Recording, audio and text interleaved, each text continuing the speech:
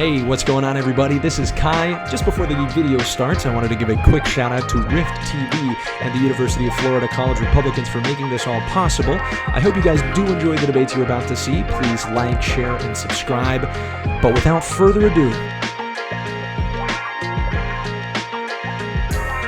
What's your name? My name's Luke. Luke, good to meet you. I'm Kai. Nice to meet you. Okay, so what's your take? Birthright citizenship. I think we should repeal it. I think it's bad. Okay, I think it's been around for a long, long time. True. And it has affected a whole lot of things, right? True. The part of me that sympathizes with the law is going to say, well, there's a precedent. So what do you have to say about the precedent?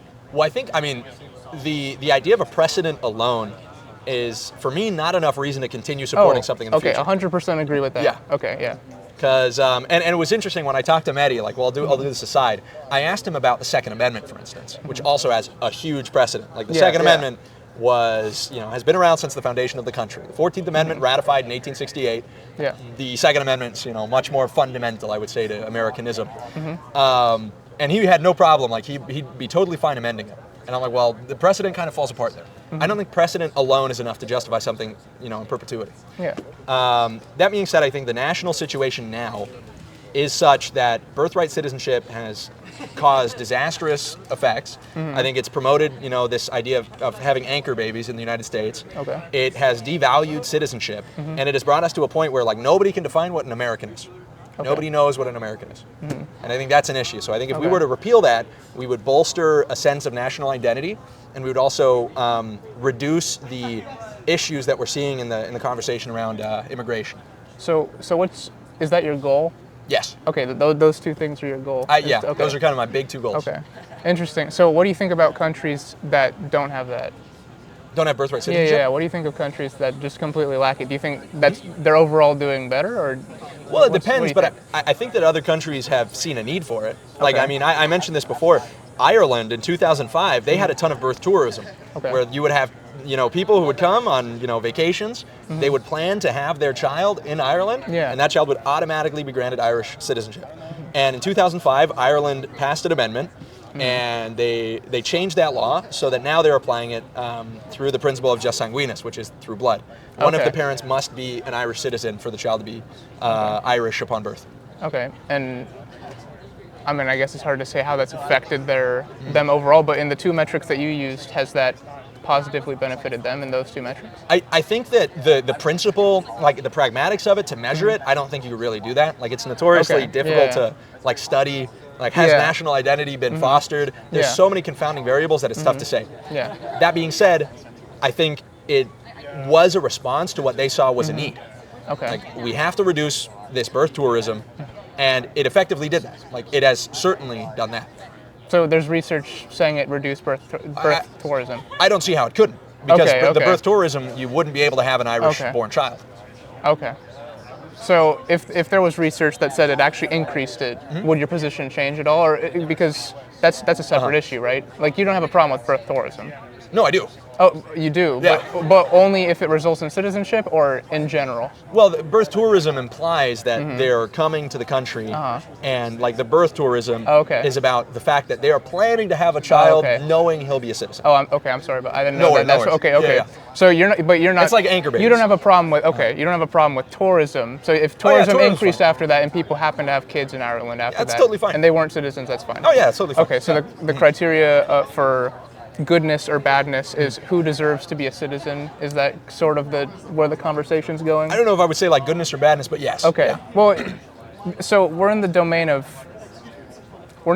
science per se, and we're not in the domain of philosophy, right? We're sort of trying to bridge the two, because you can't isolate the variables or say, oh, that's a lurking variable. So you can't do science on this, right? Exactly. So you have to mostly come from do political science. Yeah, exactly. So it's interesting to be in this. Sorry, I'm just fascinated by your take. Hey, I by the way, appreciate it. I'm just trying to unpack where you're coming from. So, okay, what other actions could we take to get the same result that you're trying to get? Like, do you think this is the only one, or is this okay? Yeah, I think. So what else can we do? Like, my national policy would look at something like continuing to bolster the amount of border patrol that we have, like to build the wall, Okay. and we've seen that. Like that is something you can measure. You can measure the amount of incidents that occur on the border of people trying to enter the country illegally. Oh yeah, definitely. And they're way down. Yeah. They are like at levels that super low levels that we haven't seen in decades. Okay. So as far as that goes, this is something you can test, you can measure, and it's worked. Okay. So credit to Trump. I don't love everything Trump does, but that's been something that's worked really well. Okay. Another thing is you have to have an active deportation program. Okay. I don't think you have to go at every single illegal immigrant. Like if they've been here for 30 years, I don't think you have to prioritize them. But you absolutely need to crack down at least on people who have been here and come here illegally in the last 5 years. Okay. Additionally, you have to restrict immigration. Okay. You can't bolster national identity while allowing for the national identity to change demographically to the tune of millions of people a year. That's obviously going to be too much of a confounding variable to allow for like the progress of a national identity to be created. Okay. So you're not against national identities shifting though? You just want to limit how much it can shift in a given amount of time? No, I think I am against them shifting in directions that we can deem are negative. Like for example, Okay. in Minnesota, in recent memory, there have been cases of female genital mutilation occurring. Okay. There's a big question there. Why is female genital mutilation occurring in Minnesota? That is like a totally un-American thing. There's no part of the historic American population that practiced that. There must be a change happening. And what it is it's a change in who is in Minnesota.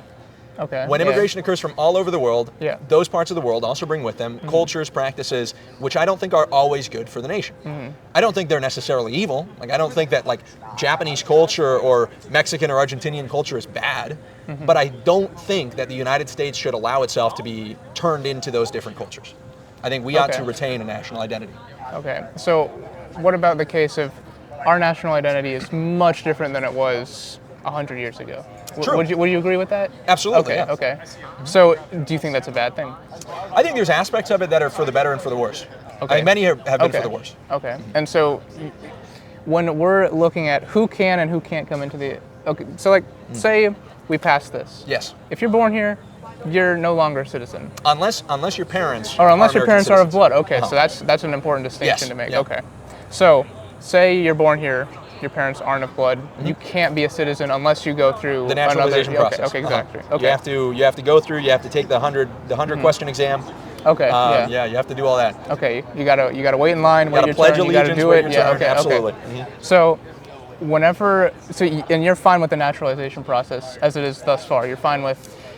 I don't know. There's probably some parts of it that Okay. I think could be made more efficient. There's probably parts of it that I think need to be updated. There's probably parts of it that are cringe. Okay. I mean, the test at least. I took it recently because I got to study up for my stuff. I can't just say everybody should take the test and then not do it myself. Yeah. I think the test is pretty good. How'd you do? I did pretty good. I Okay, think I good. missed a couple Yeah, questions, okay. but some of them are specific. I'd probably miss a whole lot. No, dude, it's surprising. Like they'll ask you very particular things. They ask you like who your state rep is. Okay. So you got to know this stuff. Yeah. But the thing that was interesting to me is you get to the end of the test and what it requires is you pledge allegiance to the country. Okay.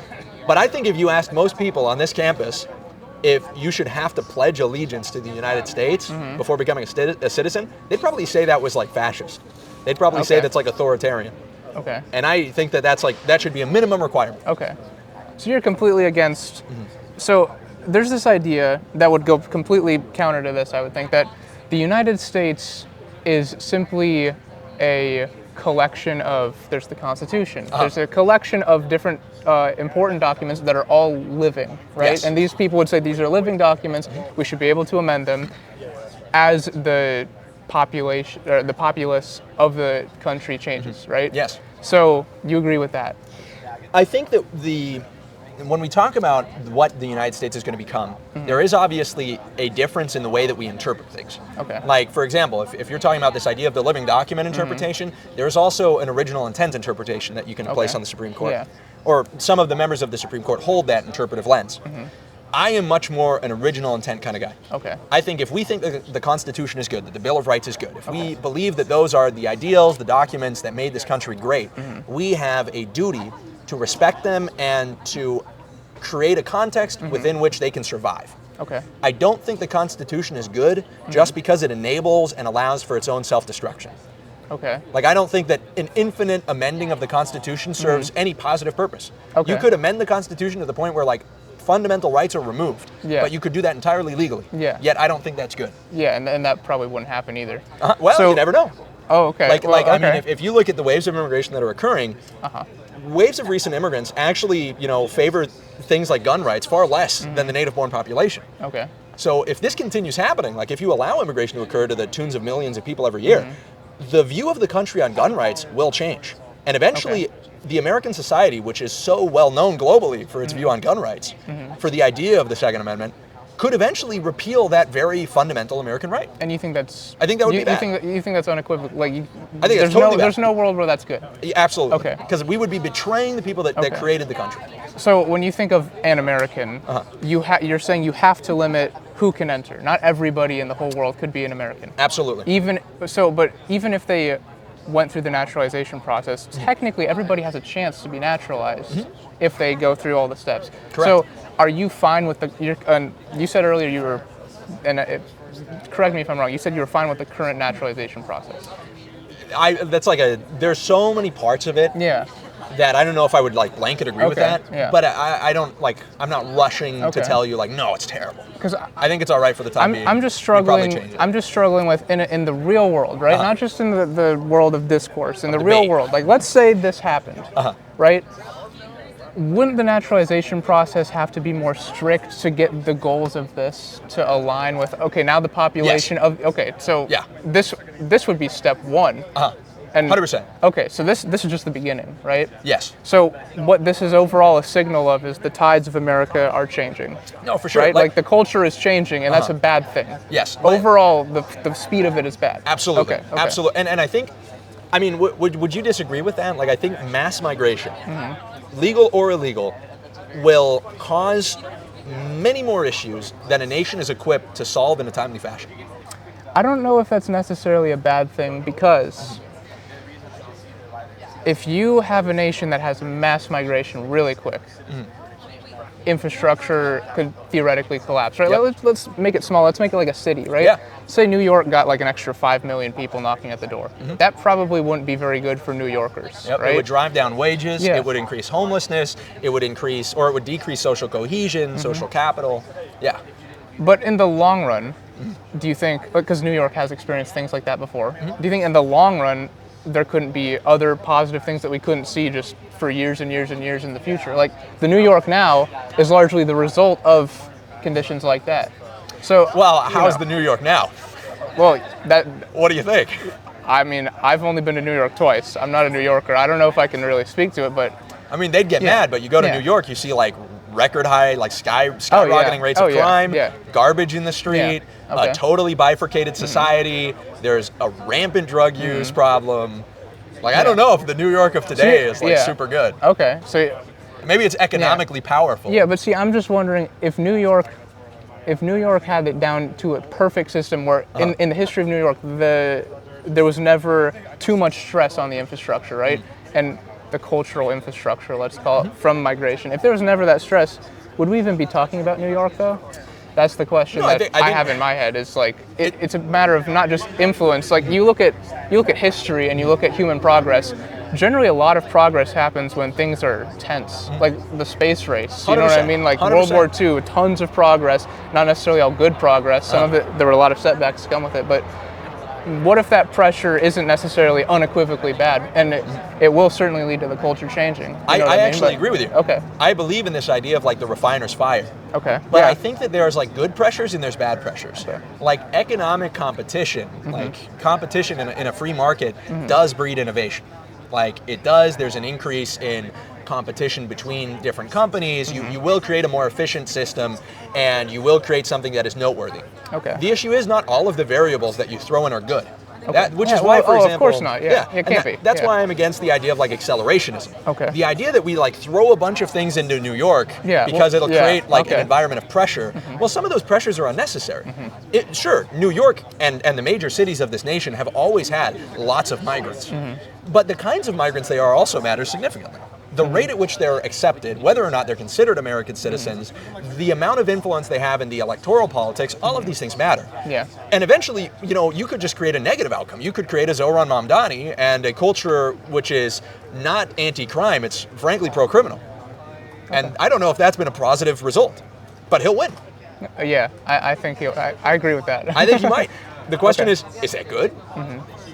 I think in this conversation, a lot of people, has anybody come up to you and gotten very were they very against you from the get-go? Sometimes, yeah. Okay. I think a lot of people just, they don't understand the idea very much. Okay. A lot of people see it and they're like, well, that's like super un-American. It's like, well, I don't know about that. It's like, and then you can also ask, like, well, what is an American? Like, what is so un-American about it? Well, people have trouble, like what you said earlier, people have trouble defining an American. I think all you can really say is an American is somebody that's naturalized or natural born that lives here and is the laws apply, basically. Well, and that's the idea, right? It's like, okay, let's say there's a family that has lived in Japan for like 1,000 years.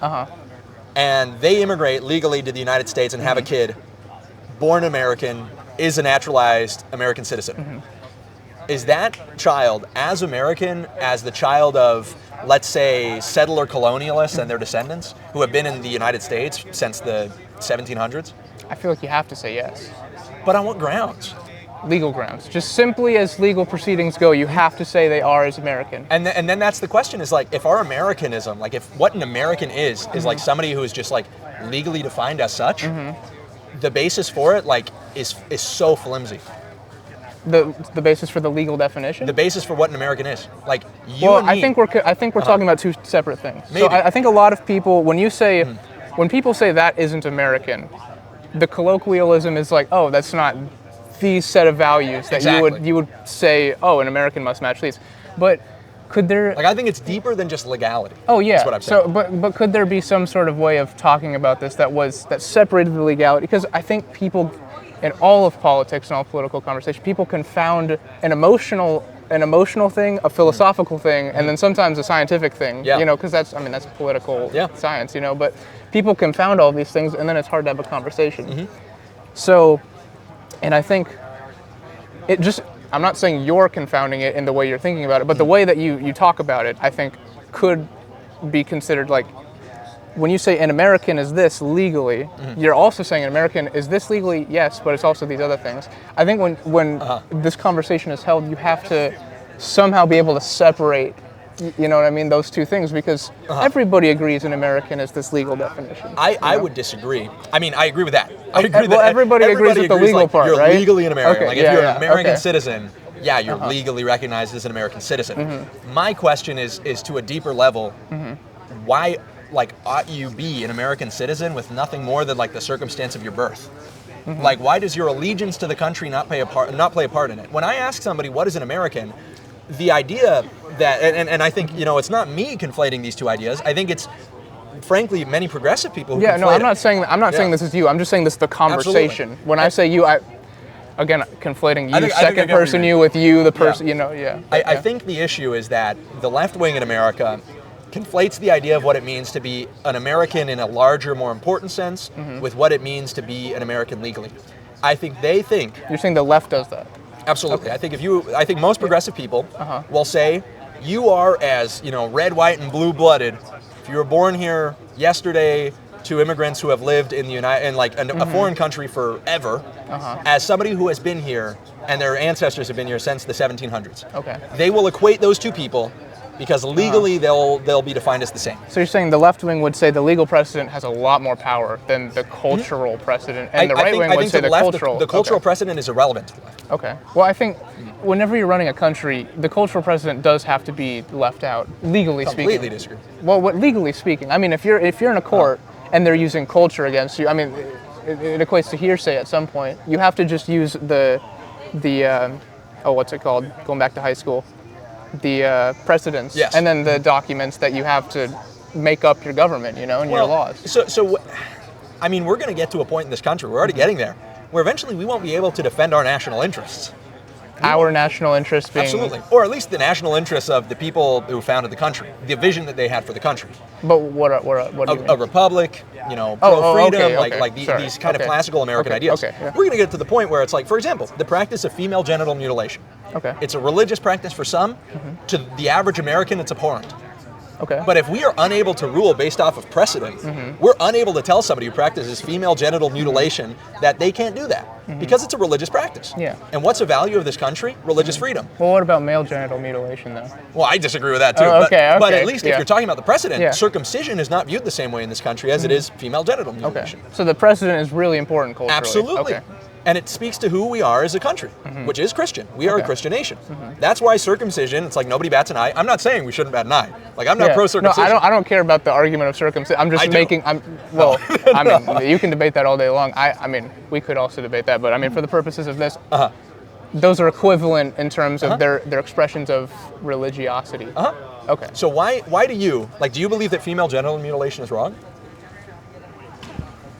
I wouldn't do it. But you think if your neighbor does it, that's their business. See, the issue with wrong and right that you always run into is, say I say it's wrong, right?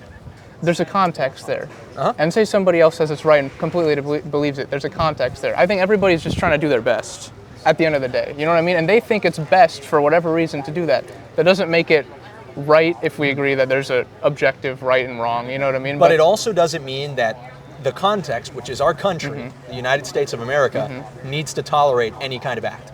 Oh, yeah. And that's what I disagree with. Okay. So, well, I don't think we have to tolerate it. So in terms of tolerating it, what would count as tolerating it? Letting it happen? We're pretty far from birthright citizenship, by the way. Oh. But I'm happy to explore. I think we could. Well, I think this is sort of very related though, because this is just an example of why we would need or not need birthright citizenship. You know what I mean? Because it's ultimately a question of, and correct me if I'm wrong. Is somebody who speaks English and somebody who doesn't speak English, but they're both born here, they're American citizens at birth, are they equally American? Legally speaking, like as we said, yes, right? If they're both natural. Outside of that, I don't know. What does your gut tell you? I don't know how to define an American. That my gut tells me if I want to have a conversation with other people, if I want to have a conversation with you, and then be able to apply that to everybody, we don't have that. That's the issue, and I think that's why people are so divided, right? Exactly. See, and I disagree with that. I disagree with the division. I say you make English a national language. And Teddy Roosevelt, by the way, did this. National language. Well, recently by executive order, Trump did that, okay. but I think it only applied to the executive branch. Like it was something that was pretty limited in its scope. Oh, okay. Sorry, I just read the headline. No, so I didn't read too much about it. That's kind of what I picked up on. Yeah. But even like Teddy Roosevelt, in the early 20th century, talking about that, actually limited as well people who could be naturalized. Like I said before, not just to free white men, but those who spoke English. Oh, so that was in law, or he said that was in law. Oh, okay. It was in order to become naturalized, in order to become a U.S. citizen, you had to be a free white person who spoke English, which means not even every European could get it. Okay. That's, frankly, a much better way of retaining and ensuring that an American identity continues existing. If we're not even able as a country to say that you need to know English to become an American, it's like, well, then what are we? What language do we speak? Who are we as a people? Yeah. Okay. What faith do we practice? Are we Buddhist? When a 50-foot statue, broad statue, goes up in Texas of like a monkey god, from I think it's a Hindu god, if I'm not mistaken. When that goes up in Texas, it's like you got to look that up after. It's crazy. When you see that, it's like, is that American? I think most people say it's not. Does that mean it's evil or bad? No, not necessarily. Yeah. But it is obviously weird to see in America. And I think it's because most people have this gut instinct that it's like, that's not who we are. See, I have this gut instinct that's awesome that there's a monkey statue in Texas. I like monkeys too. I'm a primatologist. I guess it really comes down to, there was something so hold on, back up a little bit. We're talking about not having a cultural conversation that has even the same language, right? We don't even have. Are we too far gone? I don't think so. Do you think this division is a sign that, well, maybe we just both have to compromise because this is clearly not a compromise. This will not fly with the left wing. I disagree. Do you think the left wing would? If the left wing was more honest, I think they could agree with it. But I think they rely on birthright citizenship in order to ensure their electoral future. I mean, operating in self-interest, that would sense. Follow, right? Yeah. I mean, why else would you give felons the right to vote if they weren't reliably over 80% going to vote Democrat? Do they? Yes. Oh. Well, if we're judging it off of the demographics of the criminals, then yes. See, the trouble with those statistics is I wonder how accurate they are, because nobody does their homework, and I'm not debating you on. No. We're going with the statistics as far as this conversation, but that's another issue. Is like, how accurate are the statistics to be basing? Because this isn't based on the statistics in many ways. This is, In some ways we can do that. Like I said, you can bring up the statistics about the rate at which, the children of immigrants vote Republican versus Democrat. You can bring up just like even demographic voting. Like, I mean, black people voted in literally margins higher than people would vote for dictators in foreign countries. I think Muammar Gaddafi, who was like a dictator, won his election through a lower margin than the black people who voted for Barack Obama as president of the United States. Like, think about that. Like, literally, the rate at which black people voted for Barack Obama was higher than the rate at which people were voting for a dictator, voting in quotations. So there is kind of like, you can map people's electoral habits pretty well based on the groups they affiliate with. In fact, there's even studies that have found that you can basically figure out the way they'll vote genetically based off of like their parents. Oh, that stuff's interesting. It's right? very interesting. Yeah. The whole field of sociology. Nature versus nurture and blah, blah, blah. Yeah. But I guess this would kind of be my thesis statement. I don't know if you have anything to disagree with. I agree that we will have to find a compromise. Yeah, my main disagreement with you is I don't see this going over like practically. Because the conversation's so nuanced and so divided. It's like the division is because of the nuance. Whenever you say this, but that takes away nuance. People think it's radical. Yeah, people think that's. But it's only radical in a country that has radically changed from what it used to be. That's the only reason this is radical. But not everybody would say that's bad. True. That's the thing. That's the difference. Sorry, to get back to your thesis statement, though. Sorry about that. I'll say my thesis statement is that we don't, like you agreed, we really don't have an identifiable American culture. I don't think that's good. I think it has handicapped us in our ability to say this is who we are, this is what we fight for, this is what we believe. And I think that in order to foster American identity, in order to reduce the amount of kind of negative consequences of mass migration, we should repeal birthright citizenship, which would then allow us to once again be able to say what it means to be an American is much more than just having a social security number or being legally defined as such. And that's important. Okay. I think it's reasonable. I think we could do it legally through a Supreme Court ruling. If we understand it through the original intent, if we look at the congressional debates, it's totally reasonable and congruent with what those original senators were debating. And I think we're overdue. I wish we could get a Supreme Court order. I'm not defending necessarily the legality of the executive order that Trump passed, but I think it was a step in the right direction. Okay. And so this is not the only way to do that. This is just one step of many, right? Net zero immigration restrictions, stronger borders, a limit on like immigration in general, like a kind of national origins quota act would be good.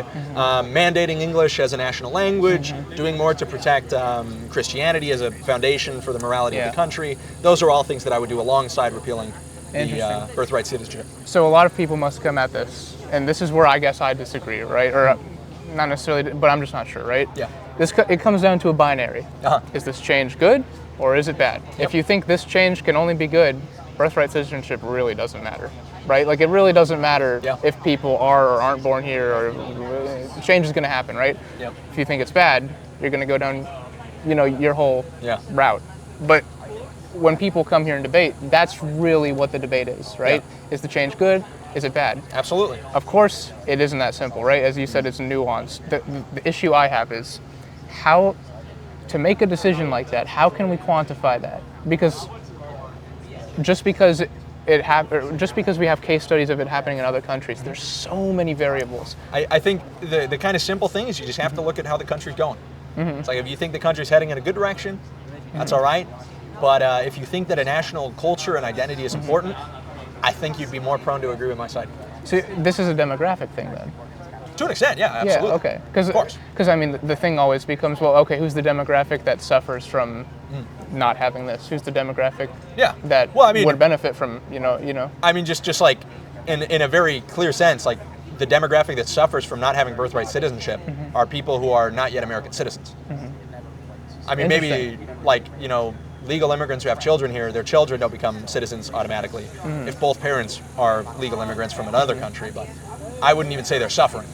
Okay, so you're not saying they're suffering. I don't think they have a right to the citizenship. Okay. It's like, it's a difference of punishment versus just like removing like a benefit. And I don't think those are the same thing. Like, okay. Oh, it's interesting. So, that would have been good to lead with. That's okay.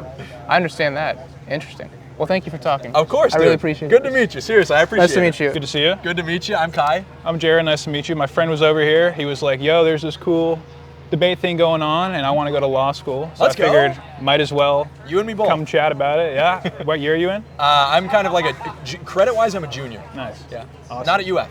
I'm not going to say my school, but yeah. Gotcha. There you go.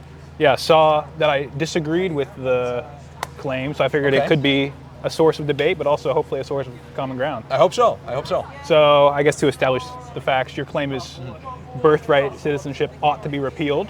Okay. And I'll add to that. I'll kind of flesh it out because that's been kind of a common theme. So I got to flesh this out. We wouldn't just create a vacuum. We would replace it with a policy of jus sanguinis, which is the application of citizenship through the blood of one of the parents. So one parent who must be an American citizen in order for the child to have American citizenship. Right. I think that's an interesting argument. I think there's some intelligence in what that is. So I think we do have some common ground, but I'll flesh out my view first to get it a little more understandable, I guess, for everybody. Yeah, for Because do I even understand it? I don't know. We're about to find out. But I feel like on political, social, and economic grounds, birthright citizenship ought not be repealed. And I'll start with the political. I feel like we've got a lot of different stuff going on, both domestically and abroad, and I feel like focusing on this issue right now would be distracting from other things. Okay. I think my basic argument is I think you can do a ton of things simultaneously, but I definitely favor a kind of more self-concerned national policy. And I think that this is a great place to start it. It's something that the Trump admin has already started to do. They've applied kind of a hard pressure to the Supreme Court. They signed an executive order a couple months back banning birthright citizenship or repealing it. Of course, the executive order does not create like a constitutional precedent, but it will apply pressure to the courts, which are now going to be reevaluating the precedent and the ruling of birthright citizenship later in October, if I'm not mistaken.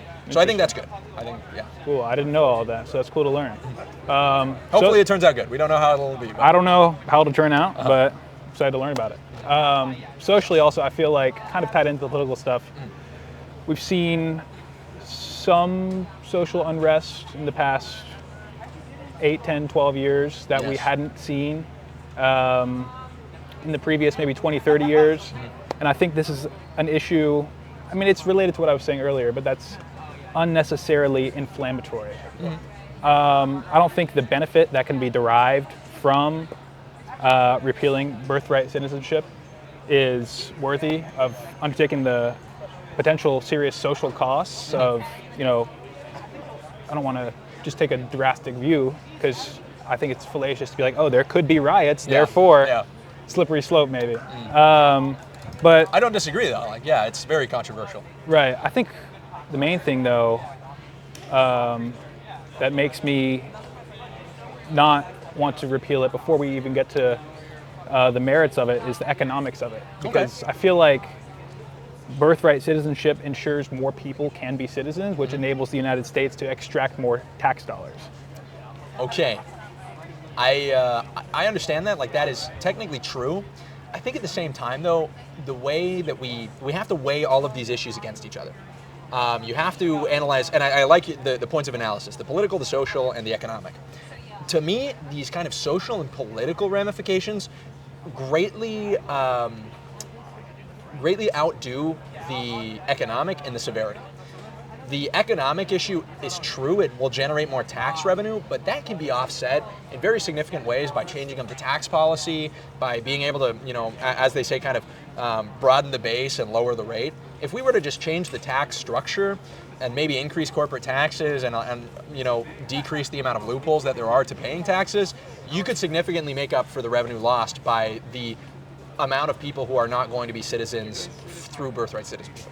So I think that's kind of like a minuscule thing to compare to the idea of total kind of cultural erasure and the erasure as well of national identity, which is I think what has happened partially as a result of having birthright citizenship. Because we're basically telling people that what makes an American is like the place they're born, and that's it. I think it's a lot more than that. I think there's some depth to it. I think there are cultural values that are not equally upheld by everybody born on our soil. And obviously, I would also encourage a more nationalistic platform around many issues, like border security, like immigration policy, which I think should be net zero, both legal and illegal, and plenty of other issues that are adjacent. About the political aspect, I don't think that's a super important argument because, I mean, the politicians will flip-flop on important issues all the time.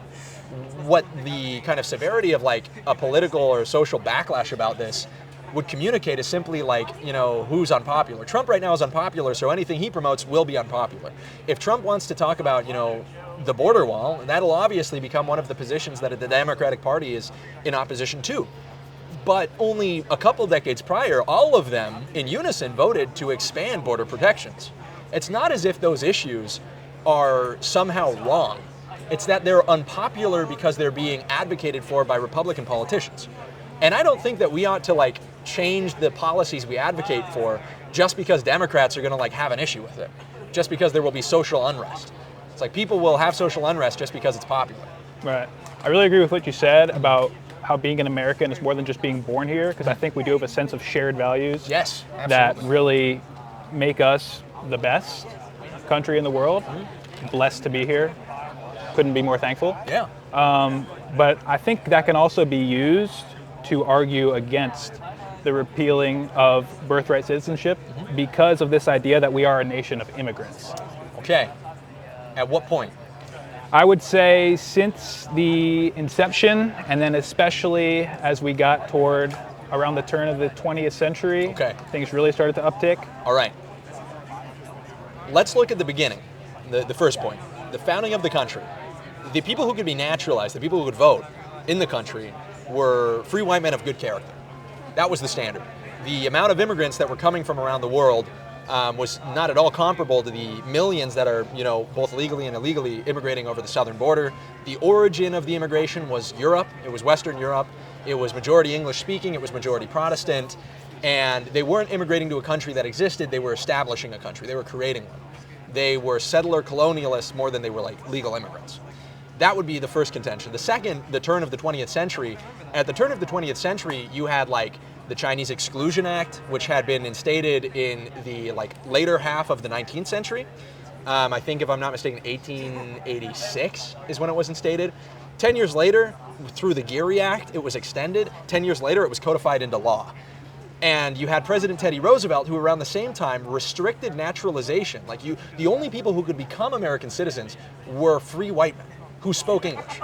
So if we're talking about the kind of immigration that was occurring at those points, and if we are a nation of immigrants, we should be able to say, well, what kind of immigrants were they? What kind of nation of immigrants are we? Well, we are a nation of white Anglo-Saxon Protestants, if we're looking at the founding, and we're a nation of English-speaking free white men, if we're looking at the 20th century. So I suppose where does that change? When it changes is 1965 with the Hart-Celler Act, which radically changed the constitution of the immigration that we were receiving. It got rid of the National Origins Quotas Act and began expanding the amount of immigration that we were receiving from South America. And it is just simply a historical fact that we are not a nation of South American immigrants. That's not to say that those are, bad immigrants or that they are terrible people, but it is to say that when you say we're a nation of immigrants, it is just a historical fact that those were not immigrants from South America and that they were English-speaking in their majority. Using your logic then, would you be more in favor of an immigration platform that supported that kind of immigration as opposed to the immigration we have now? It's a little hard for me to follow because I just learned a lot there. No worries. So using my logic, what's the question? So if your idea is that we are a nation of immigrants, yes, and that birthright citizenship kind of plays a part of that, to some extent, the idea of people coming here and being American. Yes. If that's the case, analyzing the history at those crucial points, the founding and the turn of the 20th century, would you be more in favor of adopting an immigration policy that was just like either the founding of the country or the turn of the 20th century? Oh, no, I want to let people from all places come in if, and this is an important distinction, they are properly screened. Okay. And I don't want to, sorry. No, go ahead. I'm agreeing, yeah. I don't want to change this from the issue at hand, but I think it ties in. I do think an important part of this issue is immigration reform. I think making sure that immigration occurs legally is a crucial step in ensuring that people are becoming citizens as a result of maybe parents having citizenship prior. Yep. And I think maybe that's a point of agreement. 100%. If you believe that the citizenship of the parents should be an important factor in determining whether or not the child gains citizenship, we agree. An important factor, certainly. I think, and that's the idea. Like the because you're going into law. I was researching this. I'm not like a law student yet. I do want to go into it.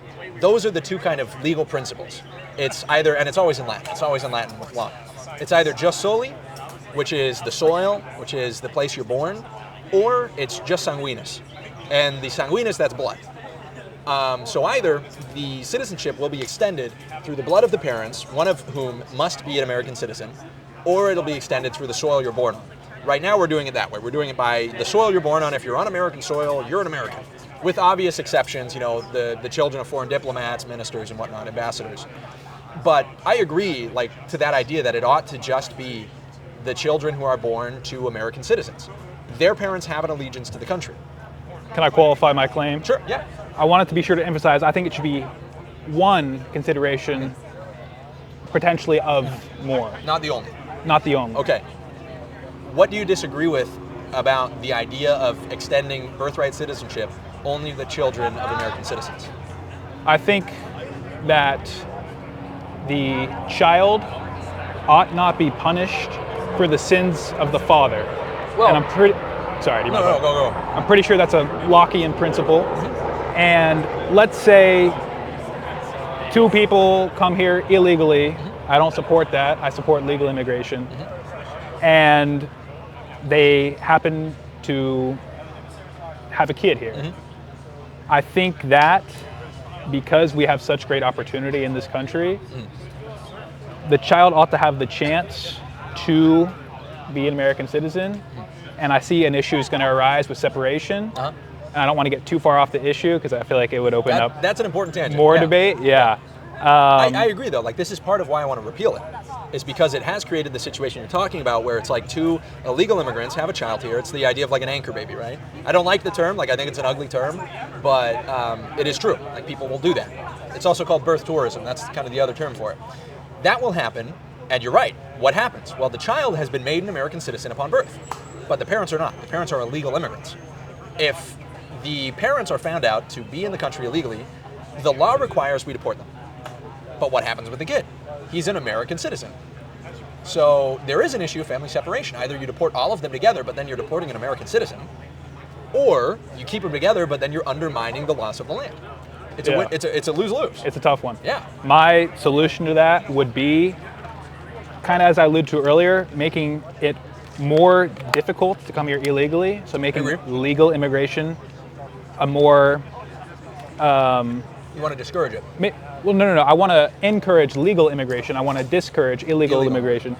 But I think not only will discouraging illegal immigration help solve this issue, I think encouraging legal immigration will as well. And on the issue, I must say, I would support keeping the parents here too. So that's a point of contention with the law in the books, as you stated it. So it is a tough issue, and I recognize that some of what I think about it is not in accordance with the law. Yeah, and that's the tough thing. It's if you as a country have to decide between separating families or saying that the laws we have on the books are irrelevant to us, we're not going to actually prosecute, that's an issue.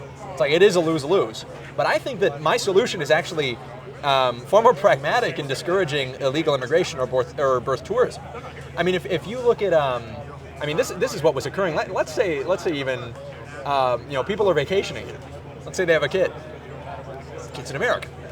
Neither of the parents, they're not here illegally, but neither of the parents are lawful permanent residents. Let's say they're on a visa or something. What happens with that kid? Yeah, it's a tough issue. I think so. I think that, birthright citizenship to me doesn't make much sense. It also doesn't make sense to think about citizenship in a way that doesn't require more civic mindedness, more of an allegiance to the country. Because alternatively, in order to become naturalized, you would have to go through the entire process, you would have to take an exam, and you would have to pledge your allegiance to the United States. I think that should be a minimum requirement for the children of immigrants whose parents are not U.S. citizens. If your parents are not U.S. citizens, they reasonably, it's reasonable to assume they pledge their allegiance to a different country, the country they came from. Why is it unreasonable to assume that the child would probably prefer the interests of the parents in that case? Why is it unreasonable to request that allegiance be pledged by the child prior to his gaining citizenship, if neither of the parents have an allegiance to the United States, at least legally? I think that's a fair point, because I think children do learn a lot from their parents and from emulating what their parents do. I'm running out of steam, but end on a point of agreement, maybe? Yeah. Sorry, not to stiff you, but No, I want to get it with the agreeing point. Make sure to discourage illegal immigration. Can I go as far as to say encourage? Not enough. We can agree on that. Discourage illegal immigration. We'll leave it there. Let's go. Legend, Nice I talking to appreciate you. What was your name again? I'm Jaron. Jaron, there we go. Pleasure. Good to meet you, man. That was fun, man. Good to meet you. Nice to meet you. Kamal. Yes. Perfect. All right, talk to me. What do you think? So I think that birthright citizenship is very important in the United States. I think that part of what makes America so strong and so great is we have at least the invitation of many different kinds of ideas to at least come into question and see how they apply in our society, as well as the fact that it's ingrained in our Constitution because of the 14th Amendment. And also, unless you are an indigenous American, at some point, somebody from your family had to come from somewhere else to America, and to stop that today feels very un-American. All right, so there's kind of like, there's two ideas there. The second one, the one that you just mentioned, is kind of like that idea of immigration in general. I obviously think that the immigration that's occurring now is very different than the immigration that like kind of founded the country and that most of the native population came here through. Which was more like settler colonialism. It was certainly restricted. It was not. You would call that a native population? Yeah. The people who... Native to the United States. The United States of America. Absolutely. But their parents were not from the United States. True. Those people. So what makes them native? Well, the United States didn't really exist until, Or sorry, at least the 1776. continent of America. I'm not saying they're native to the continent of America, but they are Native Americans in the sense of the United States of America. But They are native to America. But you see where it gets a little problematic to call them Native American when there are people who actually are native to the land here. To the continent, absolutely. Yes. And I think the issue is that, you know, I mean, this is an issue of terms. When you're looking at the literature about like immigration and whatnot, they will refer to people who are born in the United States as the native-born population. Like that's just the term for it. I don't mean to introduce like rhetoric into that. That's just the term for it. So, as you just said, people born in the United States are part of the native-born Exactly. population. Yes. If you are born in the United States, you're considered native-born. If you're born outside of it, you're foreign-born. Okay. All right. Fair enough. And then, so beyond that, somebody whose parents come to the United States in a completely legal way, completely respecting all laws, customs, and then have their child here, not as anchor babies or anything. Do you believe that that child should then be a citizen of the United States? I don't think so. I think that they should go through the naturalization process. And so, America's not the only country with birthright citizenship. Correct. And however, I would say it's a fundamental part of our country because, would you say that our diversity is a strong point? No. In many cases, no. And why is that? I think there's a lot of studies. There's a really good sociologist named Robert Putnam who talked about this. What diversity in many cases does, especially when it's forced, is it lowers social cohesion, it decreases social trust, social capital. I think that saying just like in a vacuum that diversity is our strength is demonstrably not true. I think that people, when they are left to decide and choose for themselves, do not choose to be in super diverse places. I don't think it's because they hate other people. I don't think it's because they hate people who don't look like them. I think it's because most people feel more comfortable and are more willing to engage with people who look like them, who talk like them, because communication is facilitated. For example, a diversity of language does not make a country stronger, necessarily. Certainly if a person has learned more than one language, that's great. But if you're in a country, like you've got a Tower of Babel kind of situation where half the population speaks one language, half the population speaks another, and a third speaks a third.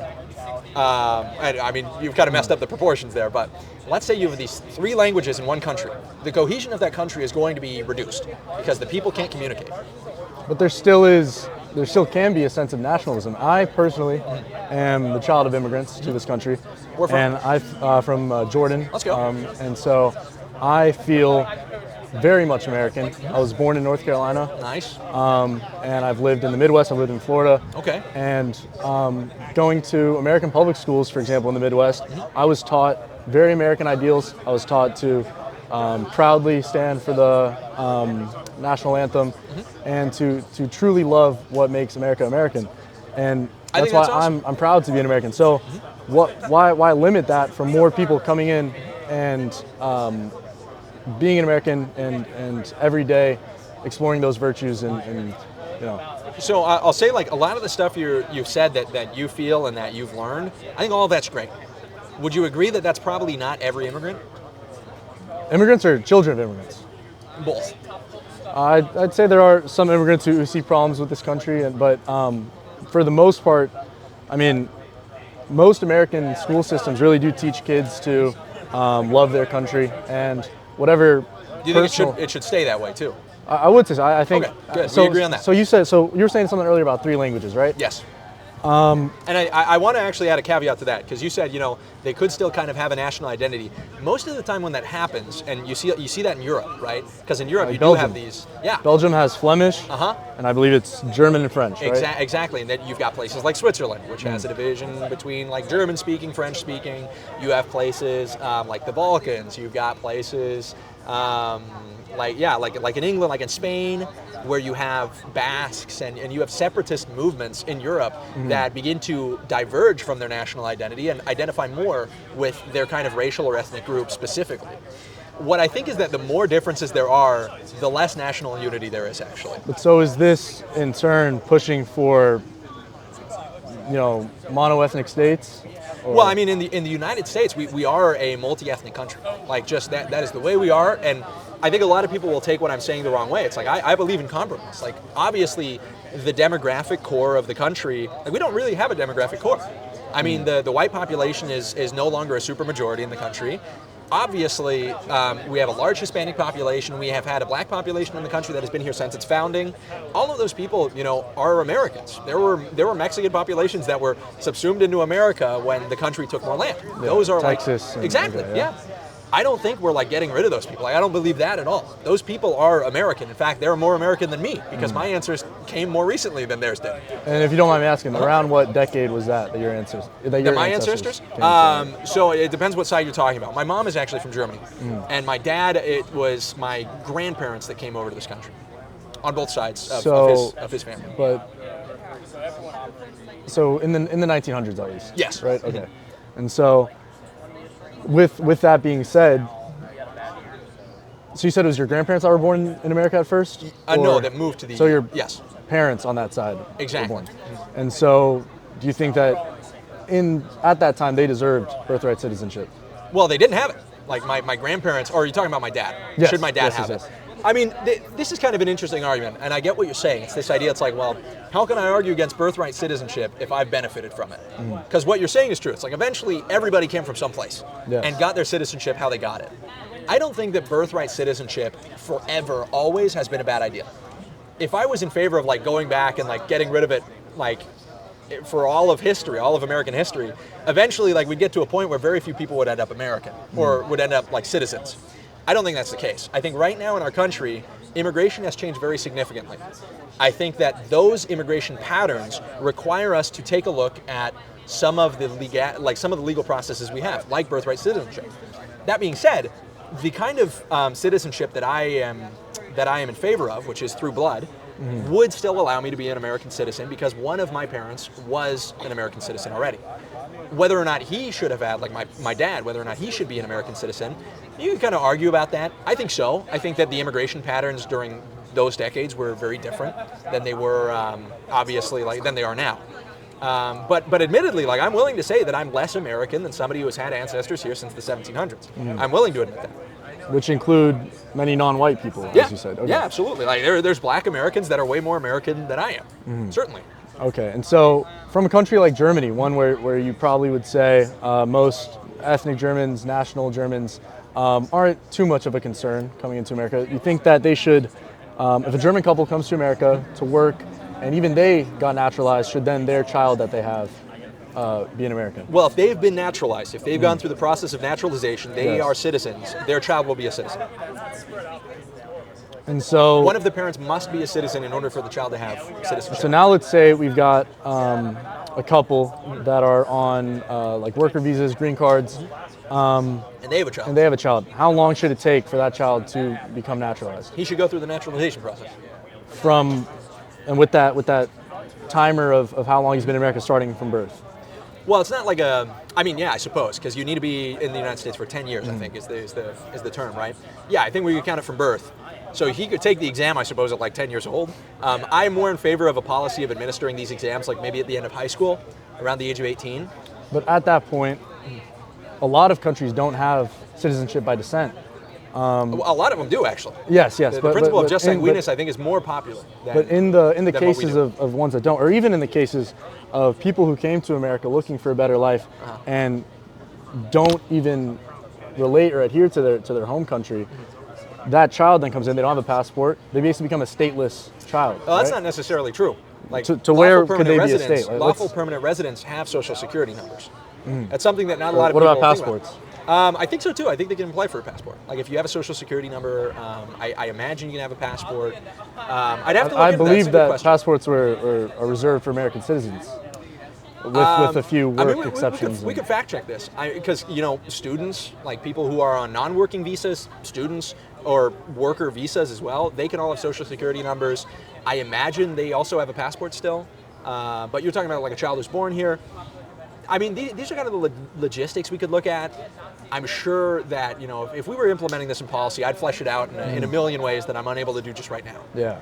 But the idea, I don't believe that the child of immigrants is going to be deported. Like, they're not going to get kicked out just because they're a lawful permanent resident and not a citizen.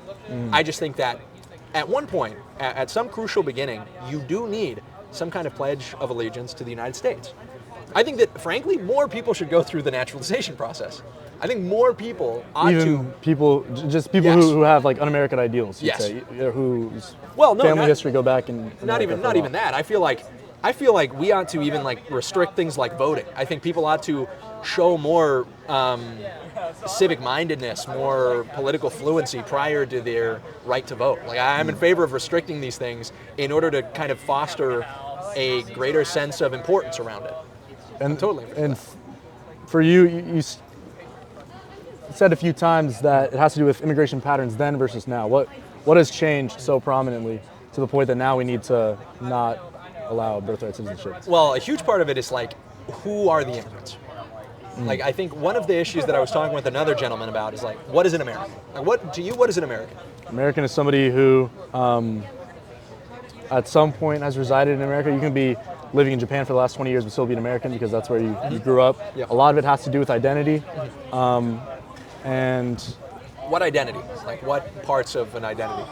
Well, being an American, you say that you're an American, and for the most part, you should be following American ideals. Of course, that doesn't apply to everyone. We've had Americans that turn out to be school shooters, and I'd say that they don't exemplify American ideals. But I agree. And then at some point, it's nationality and your citizenship.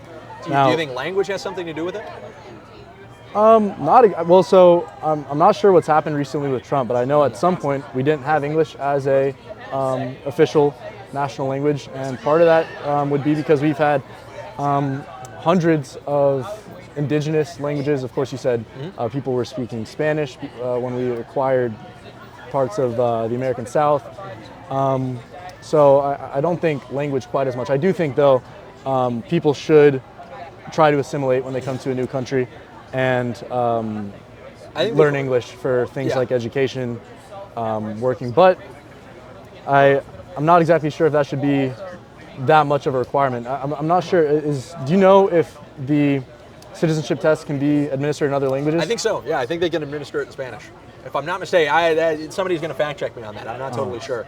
I know that, if we're talking about any number of things in the United States, you can take your driver's exam, like for your driver's license, you can take that in Spanish, you can take it in a whole host of languages, you can take almost any important exam or class or anything in a foreign language.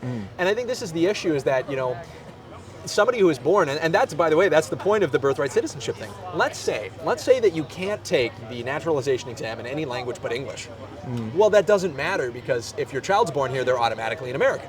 Even if that child never learns English, they're automatically an American. They will never have to take that test. There are plenty of discourse communities within America where English really isn't prominent Exactly. for geographic reasons or even reasons predating the founding of the United States. True. If you look at Inuit populations in Alaska, Hawaiian populations in Hawaii, even people who... I think a better example might be something like LA. A better example Miami. would be like, yeah, Miami, cities in That's part of what makes New Miami Mexico. so beautiful. No, Well, I don't know. You go to Miami and you see architecture that you really don't see anywhere else. You True. go and you see kinds of restaurants and kinds of food. You see people interacting in different ways on the streets as if it was Little Havana, but Americanized. People are being friendly with each other, playing chess in the streets. It is those kinds of things that make Miami so different than St. Louis, so different from LA. And to me, at least, that's part of the beauty of America. I think part of it, though, is that eventually, these things, like, I'm not disagreeing that they're beautiful, right? Like I spent 2 years in Argentina. I love Argentina. I love Argentinian food. I love the empanadas. I love the Spanish language. I'm a huge fan. But I would be wholly against America or significant portions of it becoming little Argentinas. I think this is the issue, is that there's not been enough of a consistent pressure to assimilate throughout our country's history. Certain populations have done it better than others, but we do still have like little Chinas, we've got little Japans. And you see a problem with these I think the cultural enclaves? I think to a certain extent, absolutely. Because there's less civic participation of those groups in their broader society.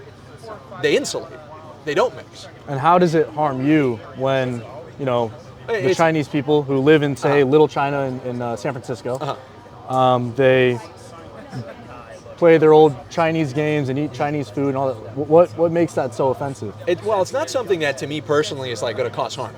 But I think that I, as an American citizen, do have an ability to think about the way that will influence the culture of my country. And I think we've already seen it. I was talking to another gentleman and I was asking him, well, what is American culture? Admittedly, you came up with a better answer. But American culture now, like, we can't even admit that the English language is an important part of it. The English language, and to that point, because we kind of briefly rushed over it, the English language was a requirement. Fluency in English was a requirement to become a naturalized citizen in the early 20th century under Teddy Roosevelt. He passed a law requiring English fluency prior to citizenship. As a part of the citizenship exam? Exactly. Okay. You could not be an American citizen unless you were a free white man who could speak English. And do you know when the English part changed? I don't know when it was changed back. I think maybe in the 1940s. Okay. I'd have to look back at when it was overturned. But that's the thing, is like, when we talk about the way the country has been historically, it is not as if everybody has come in from wherever always. A lot of the things that we're seeing now, these kind of demographic and cultural changes in places like Minnesota, where I mentioned this prior, like, there are practices and communities where they practice female genital mutilation. That's certainly not an American principle. That's not an American idea, and it has not existed in America. There are, let's say, habits about the kinds of food you eat or the animals that you eat that exist now in America that have not historically existed. Some of these things are on their face, obviously incongruent with what it means to be an American. However, if we believe that what it means to be American is to accept any culture from all over the world, we lose our ability to say that that might not be us. We lose our ability to say, well, maybe female genital mutilation is a step too far, or maybe like some of the dietary habits of these other cultures that are coming in are not. What do you mean by dietary habits? I mean, there's like, I haven't fully investigated this. There's the rumor of like eating cats or eating dogs, right? Yeah, I do think that stuff that Trump was talking about in the debates about Haitians and wherever it was eating pets was largely proven to be extremely exaggerated. That was just a few. But it does happen. Quite, I mean, they're overblown, certainly. But it happens. But there are people out there who are white folk who mutilate and kill animals. There are people who are white folk that do this, do that. Is that and they wrong? But these are individuals that are then. Yeah, of course. These are individuals that should not represent, because there are. I don't think it'd be crazy to assume hundreds of thousands of Haitians in America, and we have stories of a few Haitians doing these truly horrible things to our beloved pets. Well, why should they represent general Haitians, such as the ones who come to learn and work and whatever else it may be? I'm not in favor of like extrapolating that and saying that like every Haitian like eats cats and dogs like that. That's not at all my argument. That is not at all my argument. My argument is that we have lost our ability to apply standards consistently based off of like what it means to be an American. You rejected it, but why? Why is what was it? Like, why is eating like a cat or a dog? Why is that bad? It's bad to us as Americans. There are places where there are places that see what we do as quite strange. Same way that we see eating cats and dogs in other places is quite strange. Perfect. At the end of the day, it comes down to it is, of course. Awesome. On that, sorry to interrupt you, but this isn't. It's important to kind of follow just the line. Yeah. Let's say that is something that like Haitians do. Let's say it's a cultural practice. I'm not saying it is, but let's say it is. Let's say, for a hypothetical, that Haitians have a practice of eating cats and dogs, and legally, 50 million Haitians immigrate to like the rural west of the United States. Those societies, those cultures, those enclaves, the cities, the municipalities that they are in, will be drastically shaped by that cultural habit. Would it still be wrong for the United States to legislate that somebody can't eat a cat or dog? Or has it now become Well, I believe reasonable? that that's already a law in most places. I believe to I'm not talking about whether or not slaughter. it is. Yeah. I'm saying, do we still have a right to tell them no? I think that there is a right to tell them no. Based on what? Based on, so these are some American ideals. I would say at that point, you say we should make eating cats and dogs illegal. Based. Killing cats and dogs illegal. Based. However, just because that's something that some of you people do, doesn't mean that all of you should now not be able to come. Female genital mutilation It's a religious exists practice. it's not an Islamic one. It's not in some places it's a tribal one. The same way that tribally people, stretch out their lips I'll add a do caveat. scarification on their face. It is practiced more consistently by Muslim groups, female genital mutilation. I don't know if it's like a tenet of the Quran, There's over 1 billion Muslims. yes. And the They're not number a of monolith. which They're not a monolith. there are Muslims in Malaysia, there are Muslims in Morocco, and everywhere in between, even in China, right? All of them have extremely different ideals. There are Christians out there who are white Christian nationalists who believe that as Christians, it is their God-given right as a white man to get rid of non-white people in their neighborhoods, whatever it may be, right? Like as in people who believe that for religious purposes that whites are superior, right?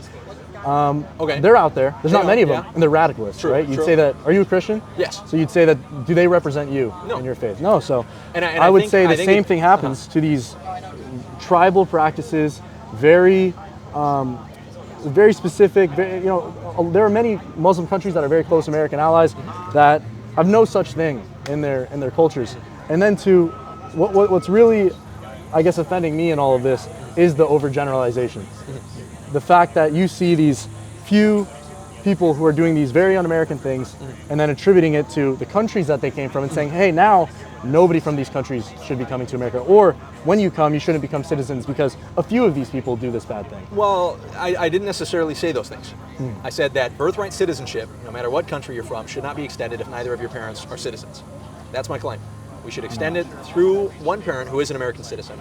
The second idea, I understand it's probably a little bit more maybe offensive because of the idea that is to us, obviously to you and me both, abhorrent, which is eating cats and dogs. But it doesn't have to be that. It could be something as simple as the language that a culture speaks. And what we have both seen is that there are not small communities that are totally against assimilation on those grounds. And the issue is that now, as the country is changing more and more demographically, you're not seeing a greater necessity, or well, you are seeing a greater necessity, but you're not seeing a greater pressure for assimilation. You're actually seeing the government go hands off. You're seeing cities in LA or in New Mexico or in Texas, codifying into law the celebration of, or at least the recognition of, Mexican Independence Day. We are in the United States of America. We're celebrating a legally recognized holiday, which is the Independence Day of a foreign country. So that shows us that there are certain parts of these foreign cultures, not to overgeneralize, but it is to say that those groups that do exist do not feel a pressure to assimilate, and we're not applying one. Do you at least agree that we ought to be applying a greater assimilatory pressure? Well, people should, of course, all be allowed to express their freedom of religion, as long as it's not breaking our laws. So, for example, there are Native American religions that include taking all kinds of psychedelics, psilocybin, stuff like that.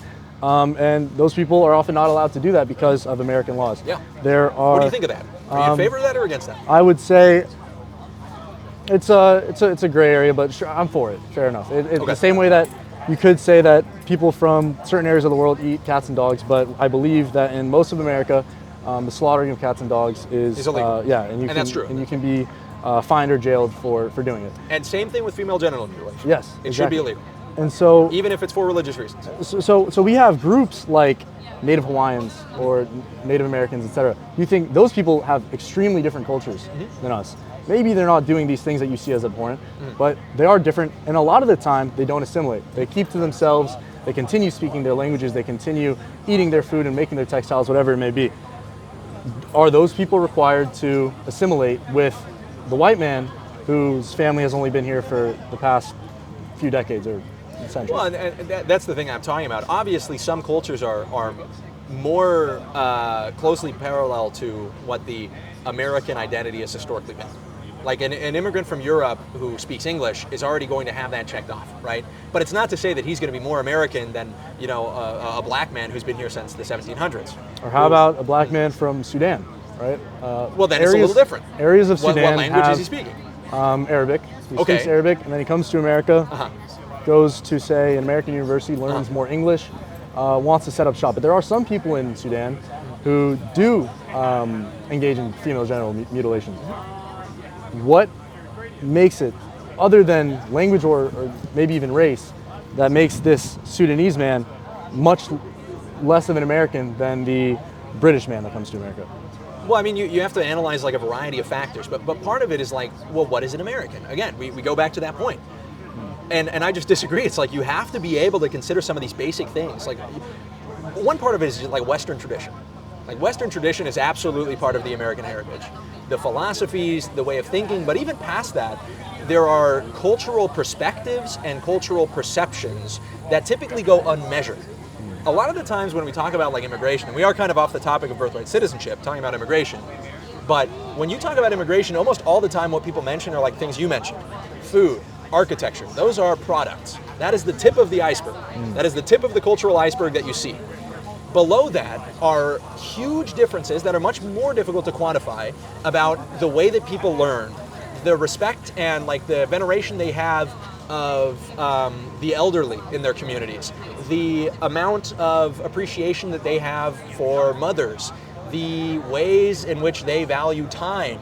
All of these things differ so significantly between cultures that it is pretty Where reasonable. is it such a problem? I mean that's a huge most issue. of what you're actually saying, I'd say, at least in my personal life, I've seen exist more in immigrant and first generation families than, you know, white American families, such as filial piety, strong respect for elders, parents, really more of like a collectivist mindset hold on, than the typically American individualist one. No, hold on. I'm not saying that those values are better.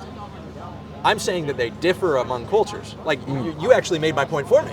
Absolutely, the Japanese have a far more favorable view of the elderly in their society. I'd say a lot of Middle Eastern countries 100%. as well. If 50 million Japanese people came to the United States, the places they went would no longer be American, they'd be Japanese. The perception of those societies, of those cultures, would be much more Japanese than it would be American. So one of your producers, I was talking to him about... Do you disagree with that, by the way, what I just said? I do see what you're saying to a certain... But who needs to be there? Is it white people to make it American? No, I think that we have a totally reasonable position in defending like American identity and like the American nation. And so American after culture. those Japanese people come here and have their kids in America, I feel like it is such a deeply American ideal to say that those first generation born Japanese Americans have just as much of an ability to be an American as the white or black person whose family's been here for a while, because they can learn these ideals, assimilate, etc. Because at that point, once these people are born in America, what does make them so different? At a certain point, their parents came from somewhere else. So in, say, one city, you're saying eventually it becomes Japanese. How many non-Japanese people need to come or to make it no longer? You're bringing up the supermajority. Is that necessary? But hold on. I mean, that's not, the solution is not bringing in more Europeans. Like, Europeans are going to be European. Or like Americans, like, you know. Well, where are you taking the Americans from? Are you bringing in Americans from, let's say we're bringing them from America? southern Georgia. Yeah, like. Well, wait, hold on. So, you're talking like intra, like, nation migration. You're talking like, if we get a bunch of Japanese people here, we need to take Americans I'm asking, from is Georgia. that necessary? Because to you, it seems. Well, it seems seems illogical because we're just moving around Americans from one place to another. Sure. What I'm saying is that when you bring 50 million people from one country in, the national culture will significantly adjust to reflect the foreign nation that those people come from.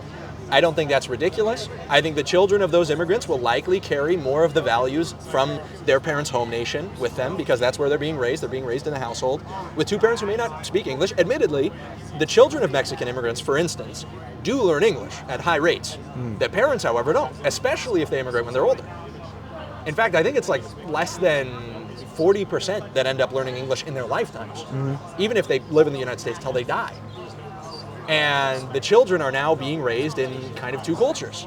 And what I think is that without pressures to assimilate, the American culture cannot be preserved because you can't import Americans.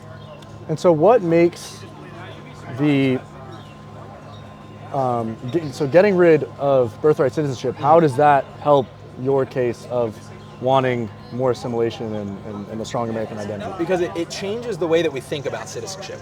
It makes it something that's more than just the place you were born.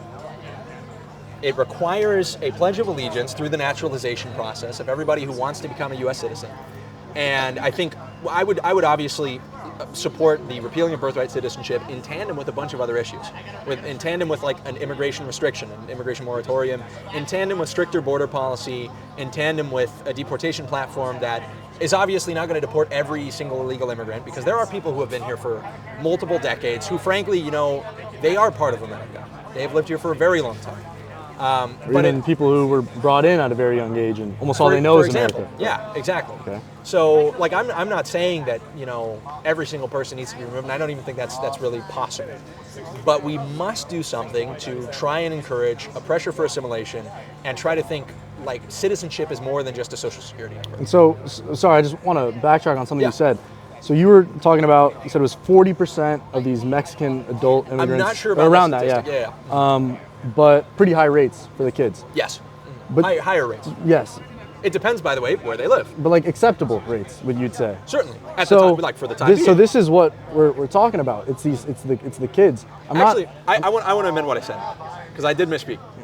Frankly, I think that the assimilation rate in terms of language should be 100%. I don't like the term acceptable assimilation rate as far as language is concerned. I don't think you can go through the American school system without knowing English. I think you'd be hard pressed to find places in California where you could even do basic things if you don't speak Spanish.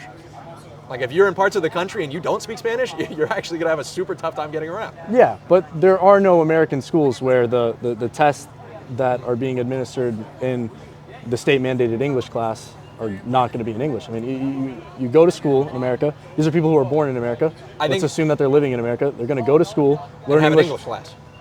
Apart from whatever's going on with their parents, these are the ones that we're talking about. Someone like me, my parents are pretty good at English.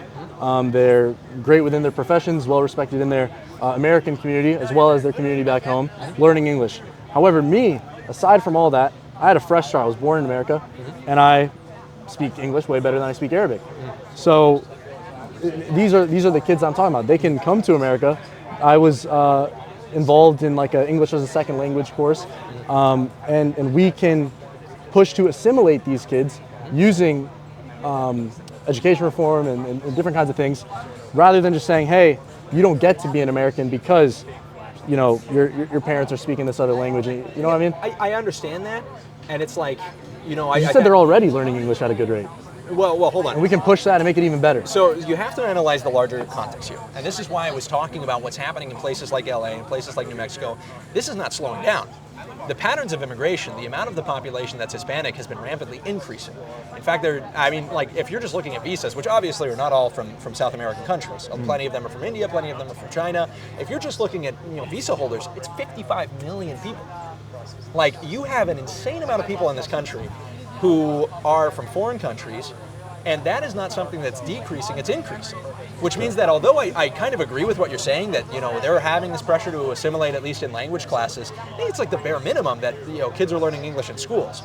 I think not only do I think that's the bare minimum, I also think that we're playing catch up as a country, and without a pressure to assimilate, and with more immigration. Catching up to Well, we're playing catch up as far as like trying to get everybody to speak the language of the country, which is English. That English as a national language is only decreasing, if anything. But you don't think that there disagree with that? So I say that there are, sure, I don't know the numbers, but let's say that's it's completely true, and I see it being true. Yeah. I feel like there are, if that's your concern, there are so many other things that we can do to increase English proficiency rather than saying that American-born children should not be American citizens. I think this is just kind of the difference of perspective. Like changing things in the education system, making English proficiency an even more important thing. Let's say it's like the, say an English proficiency exam that children need to meet and succeed in by a certain age, stuff like that. I feel like that does much better than saying, hey, you don't get to be an American. Well, as far as the pragmatics of it, not really, because it's either, people can come to the country when they speak English or they can't. Like even people on work visas, for example. There are people who are incredibly smart and bring great things to our country from, say, Iran, who so many Iranian Americans are absolutely amazing internal medicine doctors and help so many people. Absolutely. Some of those people are not going to maybe even have the most proficient English when they first come to America. I think in that profession, many of them do. Like most doctors. But some people from that area of the world, they go to medical schools that have German or Russian as the base language. So, what makes, specifically speaking, you said to come to America as like a visa, or is that to be a citizen? No, to be a citizen for sure. Okay, and so should there be any kind of English proficiency exam for visa workers? I think honestly there should be. Like I'm in favor of restricting visas as well. I mean, if you look at the functionality of the visas, so that person has to learn English at their home country before they. I think they should, certainly. I mean, I'm just in favor of like restricting immigration and restricting the amount of visas that we're offering, because what you see is the United States competes against its own interest. The United States will allow for more H-1B visas because it is a way of like disadvantaging a native-born population. What's the H-1B one? The H-1B visa is a visa that requires a bachelor's degree as the minimum requirement. Yes, it's like an idea of like a more highly specialized visa. Exactly. But in reality, it's like when people talk about the H-1B visas, they really ought to be talking about O-1 visas. That's like for extraordinary. We're talking like, and I'm fine. Pretty sure like Justin Bieber had that for singing from Canada. I actually didn't know that. If that's true, that'd be pretty funny. I'd be happy to give that to him. He is extraordinary. He's an extraordinary white boy. But look, the O-1B visa thing, I don't have as much of a problem with because we're not talking about millions of people. But with the H-1B visa program, there's hundreds of thousands of people who are a part of the H-1B visa program. And what happens?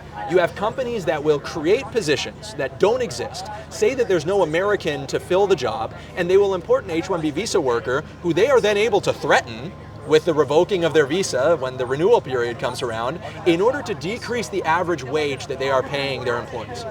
And that is working against the interest of an American-born person. But these people, for the most part, want to excel and see through the American dream the same way that at some point probably your ancestors did. I don't think so. I think that the reasons people immigrate change very significantly. If you want to go back to like the foundation of the country, people were immigrating. Why do you think most people are immigrating?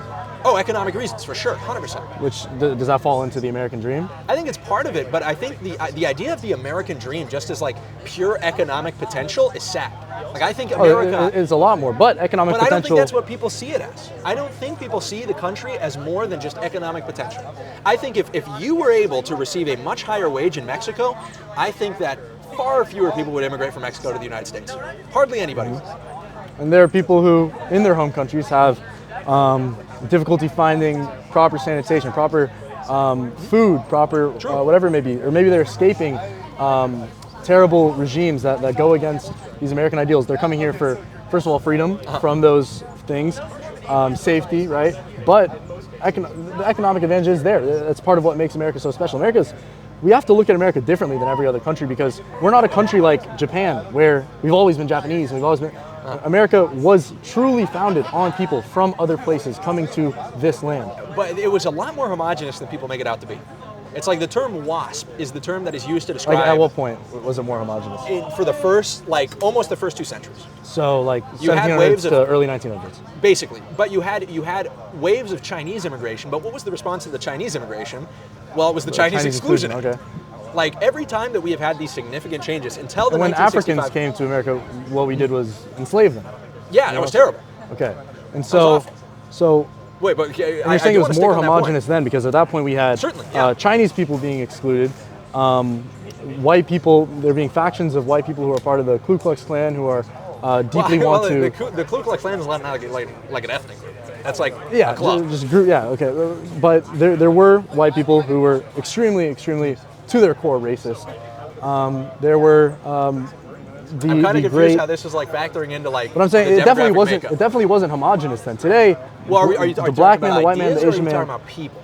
People today, for the most part, exist a lot more peacefully amongst one another and people from other places than back then when we had these issues of. I don't know if that's true. You think people are more? I think in its character, the violence that we're seeing, the lack of social cohesion is different in its character. Certainly, like maybe there's like less lynchings, but which is if you look probably the most important part. People being alive or dead. Well, if we're talking about people being alive or dead, every single weekend in Chicago, dozens of people die. Yeah, but not for racial reasons. Okay, well, you're talking about people dying or living, not the motive. The motive really is not so much what I'm worried about. I'm worried about like how many people are being killed in the streets in the United States. Do you think it's more or less than the founding of the country? We have a lot more people per capita in a lot more urban areas. Per capita, do you think more or less people are dying in the streets in the United States? I'd say gun violence is at an all-time high. True. In the past, say 20 years, so I'd say probably higher. Exactly. Because we didn't exactly have the guns back then, but we also didn't have a larger amount of confounding variables regarding our social cohesion. So what does that boil down to? A part of that is that you force people kind of into uncomfortable situations. You force upon them poverty. You force upon them dire straits economically. And by the way, like when we're like way off the topic of the birthright citizenship, but one of my biggest worries with mass migration is that all of those people in the next 20 years, like there's McKinsey studies that have been done about this, they will be replaced by automation. Right now, surprisingly, AI and the whole AI revolution has gone over like white collar jobs, which is frankly for me, I'm happy to see that those guys are at least like getting some of their own medicine. You know, I'm happy to see that the automation is also targeting them. But in the next 20 years, the most popular job in the majority of the states, trucking, is going to be automated. By full self-driving. And what do you think is going to happen? Homelessness is going to skyrocket. All of those millions of people who have been coming to the United States for the last for the last 2 decades, those are people who are being targeted by migrants that are coming in now. What is the job that is most competitive for a migrant? Or rather, what is the job that a new migrant is competing for the most? It's the job of the migrant that came just a couple decades before them. The black population is most negatively affected by mass migration. Because of job replacement? Exactly, because of the competition in the housing markets, because of the competition in the job market, and yet, during this whole revolution of AI, during the wave of automation, and yet during these mass conflicts of social cohesion in places like Chicago and Detroit, where cities have been hollowed out, where our manufacturing has been destroyed, we still are allowing thousands and hundreds of thousands of people to immigrate to the country, knowing that in 20 years, all of those people will be on the street. Because we have no way of getting them jobs or guaranteeing them a wage or guaranteeing them a place to live. And you'd say the reason that most of these people are going to be out of their jobs is because of displacement AI. by AI and automation. Okay. And would you say that at the beginnings of the Industrial Revolution, people were kind of thinking the same things? Hey, every single day I go to work and I put this in this thing in this factory, and now there's a machine that's doing it for me. At a certain point, as society levels up in a way, we're going to have more people doing new kinds of jobs. What it will cause, though, is a mass die-off. Same thing happened with the internet. A mass displacement of people who are simply not intellectually capable of doing high-skill labor. The issue is that when you had automation, when you had, Ford with, these assembly lines, when you had all of these things, people thought it was going to cause these huge ripples. You had like the Luddites who were destroying machines. I don't think any of them were like totally wrong. But what we're seeing now is a wave of work. Like what did we tell people? When their jobs were automated, we told them learn to code. Do you think a truck driver can just learn to code? Obviously not. But what happens when the coders start getting replaced? What happens when you replace the truck drivers and the coders? You can't just create a more intelligent population. You can't do that. But is that not what's happened over the past 100 years? No. You'd say the average man is not even comparatively. Like the average man today, I would say is much more intelligent. And that's part of that is because we have to dedicate less of our time to things like these super basic manufacturing jobs. Which same way that thousands of years ago were way smarter today because we weren't worried about collecting berries and hunting I think we were good. I think we were well off when we were collecting berries. I think that was based. That's some anarcho, what's it called? Primitivist? Yeah, okay. Yeah, no. I mean, unironically, like, I mean, you look at all of the things. But as technology gets better, we get smarter. It's kind of and our lives get worse, very significantly worse. What's worse about it? Look at the obesity epidemic. The reason we have the obesity epidemic is because we have evolved as a species in order to go through periods of fast and feast. We have evolved as people in order to go through periods where we're eating a lot and then we're not really eating anything. But what do we have now because of our technology? We have sedentary lifestyles, we don't need to move, and we have food that is readily available to us at all times. What has that created? An obesity epidemic. What about, I mean, there's a also whole number of the things. kinds of foods that we were eating as for well, a long yeah. time. Okay. Why do you think so many people have glasses nowadays? Why do you think that so many people have back problems? Like, the lives that we get because of technology will simultaneously ruin our lives. And I think most people these days are living with far less value. People now are so concerned about longevity, but what matters is not your longevity. What matters is your quality of life. But what are you living for, not how long? We are really off topic, but if you don't mind talking No, about I love this. it. I love it. So, for some reason, this is just something that I've been passionate for a while. People really tend to hate new things. Yes, there were a lot of people that's me. who, I hate new when things. calculators came out, there were teachers who said this is never going to be in my classroom. Kids aren't going to know how to do math. Yeah. But what has that led to? When calculators got to the classroom, you had kids doing higher forms of math at younger ages. So then the internet came about. They said the internet will never be in my classroom. Kids will never open a book. They'll never know what they're doing.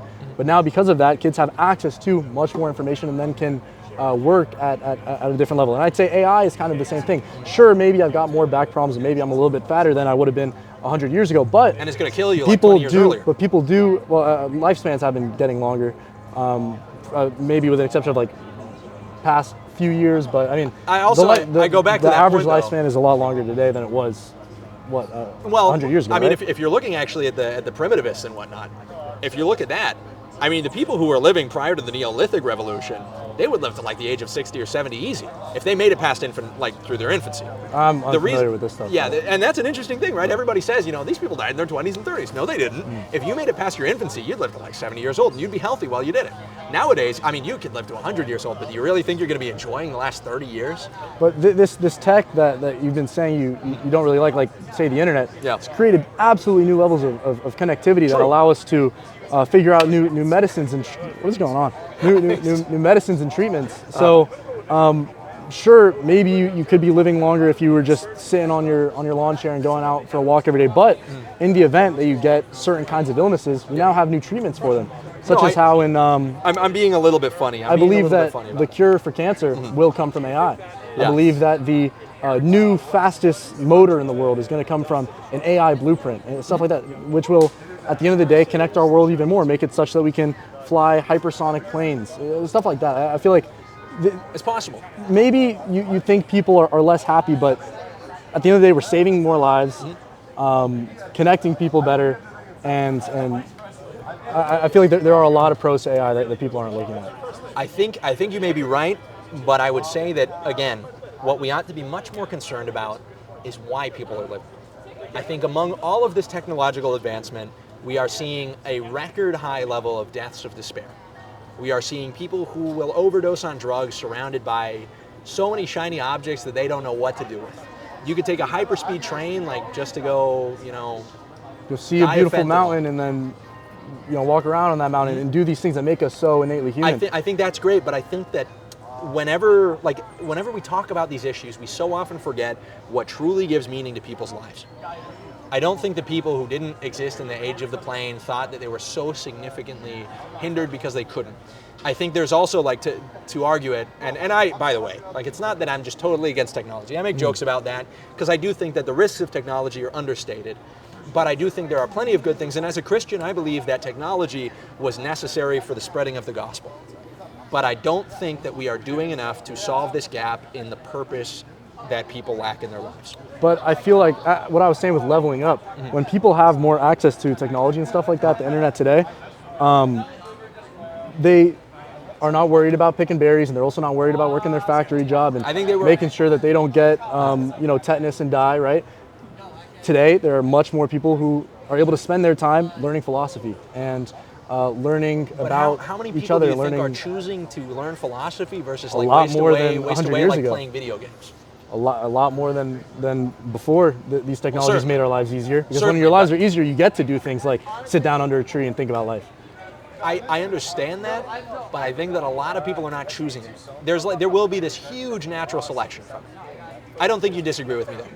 AI will cause a major natural selection to occur among the human race. Laziness and those are the kinds of things that are unpreventable, and some people will do. But I don't know. It doesn't seem like we disagree too heavily on this. I just think that there are plenty of benefits, and we need to rely on making sure that we have the right guides and checks so that people use it right, and people actually do seek the benefits from it rather than letting it turn their lives Think into for them. Wall-E or whatever, Yeah. where their joints don't even connect and they're fat. Yeah. You know, so fair enough. Well, I think you got some other people who might want to talk. Sounds good, dude. It I was a lot of appreciate it. fun. Remind me your name, Kamal. Kamal. What was yours? I'm Kai. Kai, Good nice to meet you. Have a good one. Thank you. What was your name? Jacob. Jacob. Good to meet you. I'm Kai.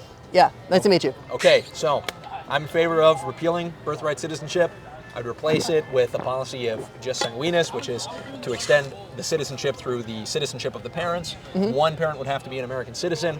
And I'm in favor of doing a whole bunch of other things, but mostly to bolster national identity and stop some of the issues we have in immigration right now. So I understand that, but I want to mostly focus the conversation on I think the issue around birthright citizenship is mostly an issue surrounding what does it actually mean to properly be an American? Because where birthright citizenship as an ideal is mostly started from, more so than a policy perspective, the ideal that anybody can come in and they're born, you're an American. Yes.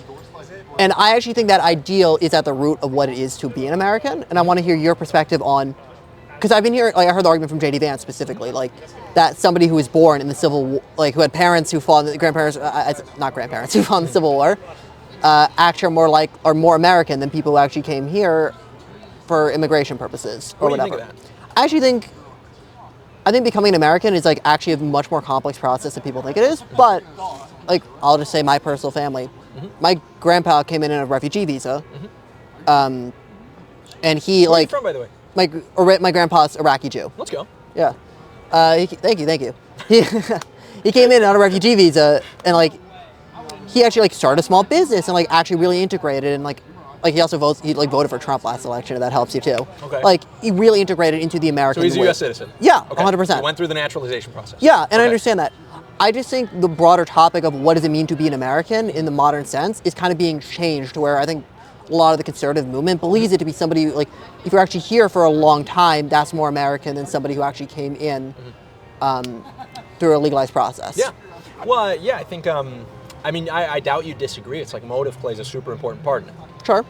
And people obviously who voluntarily come to the country versus those who involuntarily come to the country, they might have a difference in perspective as to, the future of the nation. They might feel more stake in it. I think that was, probably Vance's argument. If somebody has had ancestors here since the 1700s, they're more likely to feel a greater sense of responsibility for the country. I actually disagree with that because as somebody who had grandparents, I don't know, by one generation, I feel fully integrated in this country. Even my grandpa, he had his old weird customs that he would do at home, but that's just cosmetic at the end of the day. I think those cosmetic differences don't actually really matter. I would disagree with that. I think that a lot of, and I like the term actually, I'm going to start saying that, cosmetic. I think a lot of the foreign culture conversation does address simply the cosmetics. Stuff maybe what kind of clothes you wear, what kind of music you like to listen to. Sure. Even one of the more important ones obviously is your language, the language spoken at home. No, sure, I agree with language more so than the other ones, but Perfect. yeah. I agree. The issue is that almost never when people talk about culture do they address lower parts of the cultural iceberg, things like their perceptions and their preferences, and these are things that go so unstated but are real. And I kind of learned this in Argentina. I learned that the way that people make jokes is not the same in every culture. It was so difficult for some of the white missionaries, for us to keep up with some of these Argentines who would make these jokes and would kind of run circles around us because their way of speaking, their these unstated things are so apparent in a culture. Sure. Things like the preference and the importance of time in a person's culture, the way a person learns in a culture, the respect they have for the elderly, which is something I mentioned as well. I think all of those things are not as apparent, but are very real. No, I agree with that, but I actually do think there's such diversity among that of Americans that ultimately to say one culture, I'm a person, I always show up on time. Like, it actually is a problem. You're better than me in that regard. No, like, I have like a friend's events, like, expected to show up 40 minutes late. I always show up on time, and I actually ask, like, what's the real time I should show up? Like, that's the kind of person I am. And they have the same friends who have the same cultural background as me, that, like, they show up always 40 minutes late after me, even to when you're supposed to be. So I think, like, to even put that as, like, an actual thing that, like, represents culture, I think it's, like, a little bit of, not ultimately, like, I think that what generally makes an American is somebody who believes in our ideas of liberal democracy, as someone who believes in the right of other people to vote, and like that we collectively can make a decision. Well, I mean, it's difficult. I think if you water it down to just like kind of those beliefs, if you are unable to think about kind of America as a people, as a nation, I mean, certainly the beliefs are part of it. Yeah. Don't at all disagree. But when you water it down to that, it's like, okay, so let's say you have like a Japanese guy who's like, in all respects Japanese, but like really believes these kind of cultural things, like he's just really pro-liberty, very Lockean or whatever. Yeah. I don't think he's necessarily very American.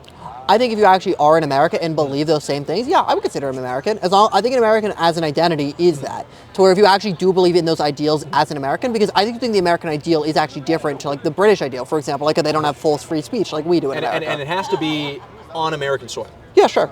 Okay. So even if, like, let's say Japan went through a huge cultural shift, they adopt an even more United States resembling constitution. Sure. They adopt all of these things. Let's even say they learn English. Are they America? See, I don't even necessarily think it's the Constitution. I think it's more so. Well, I would disagree with that. I think it is. The Constitution is definitely part of it. Oh, our ideals shape the Constitution. That's my argument. Okay. For example, I like the Lincoln argument that like the Declaration of Independence was more important than the Constitution. Okay. But I think those ideals are uniquely American, and they were developed in America and how we define them. If they existed in a foreign country, like what would stop that country from being American? I would say at that point, there's no such thing as a unique ideal.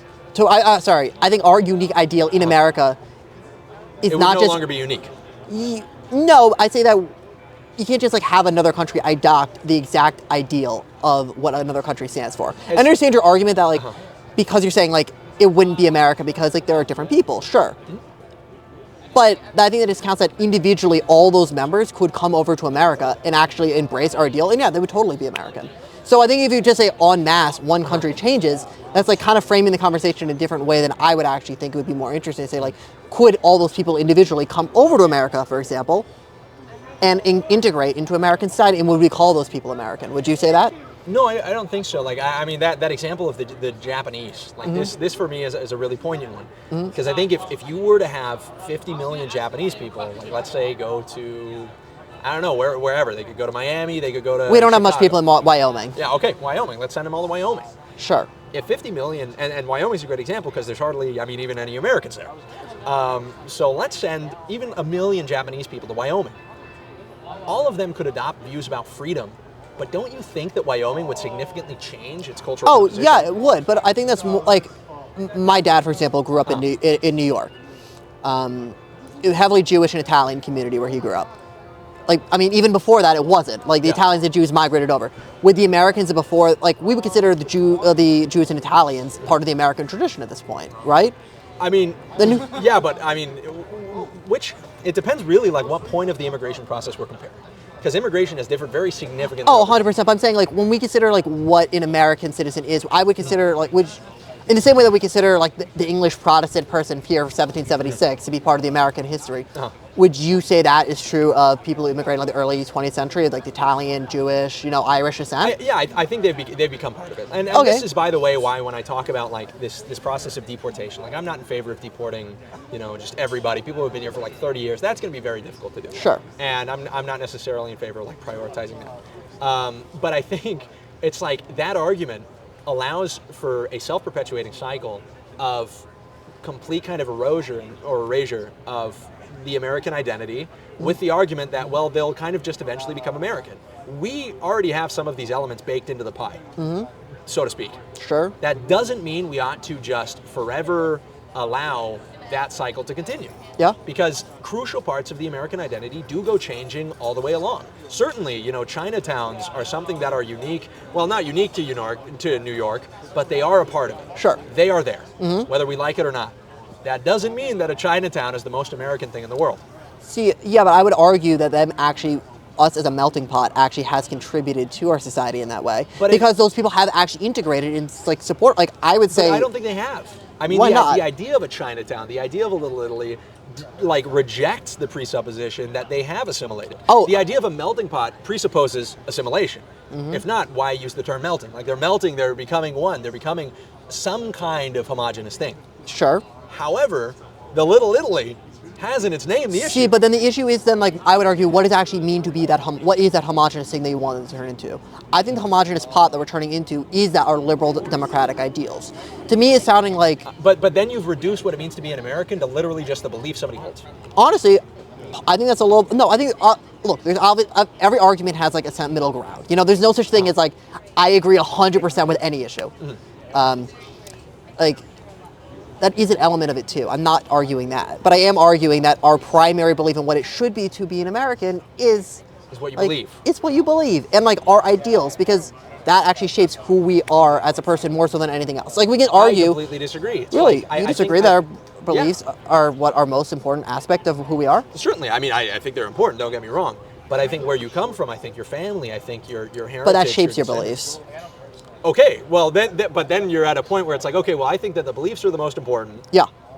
But at the same time, I'm admitting that, you know, where people come from, their heritage, their family, where they grew up, all of that shapes their beliefs. I think that, well, maybe you can agree with me. I don't think people are maybe as plastic as you make them sound. Oh, I'm not saying people are plastic at all. I actually think the fact that we can change our ability to change and change our beliefs is what is uniquely American too. And the fact that wait. Sorry, we what? have to map Yeah, this I out. saw we're saying too much too lot. We're saying too many words too fast. So our ability to change is one of the uniquely American things. I think our ability to, honestly, I'm saying too many words too fast, and I kind of just blurted that out. That's fine. Like I'm not gonna like stick you. Yeah.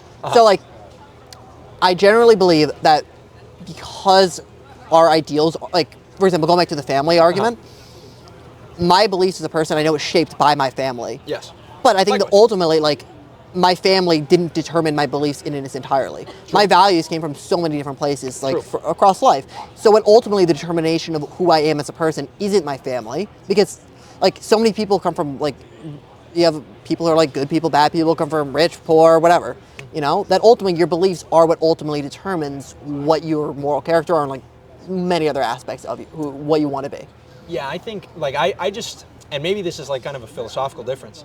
Like to that point, I agree with what you're saying, but I can't believe that simultaneously with like this idea of like a blank slate. Like I don't think people are blank slates.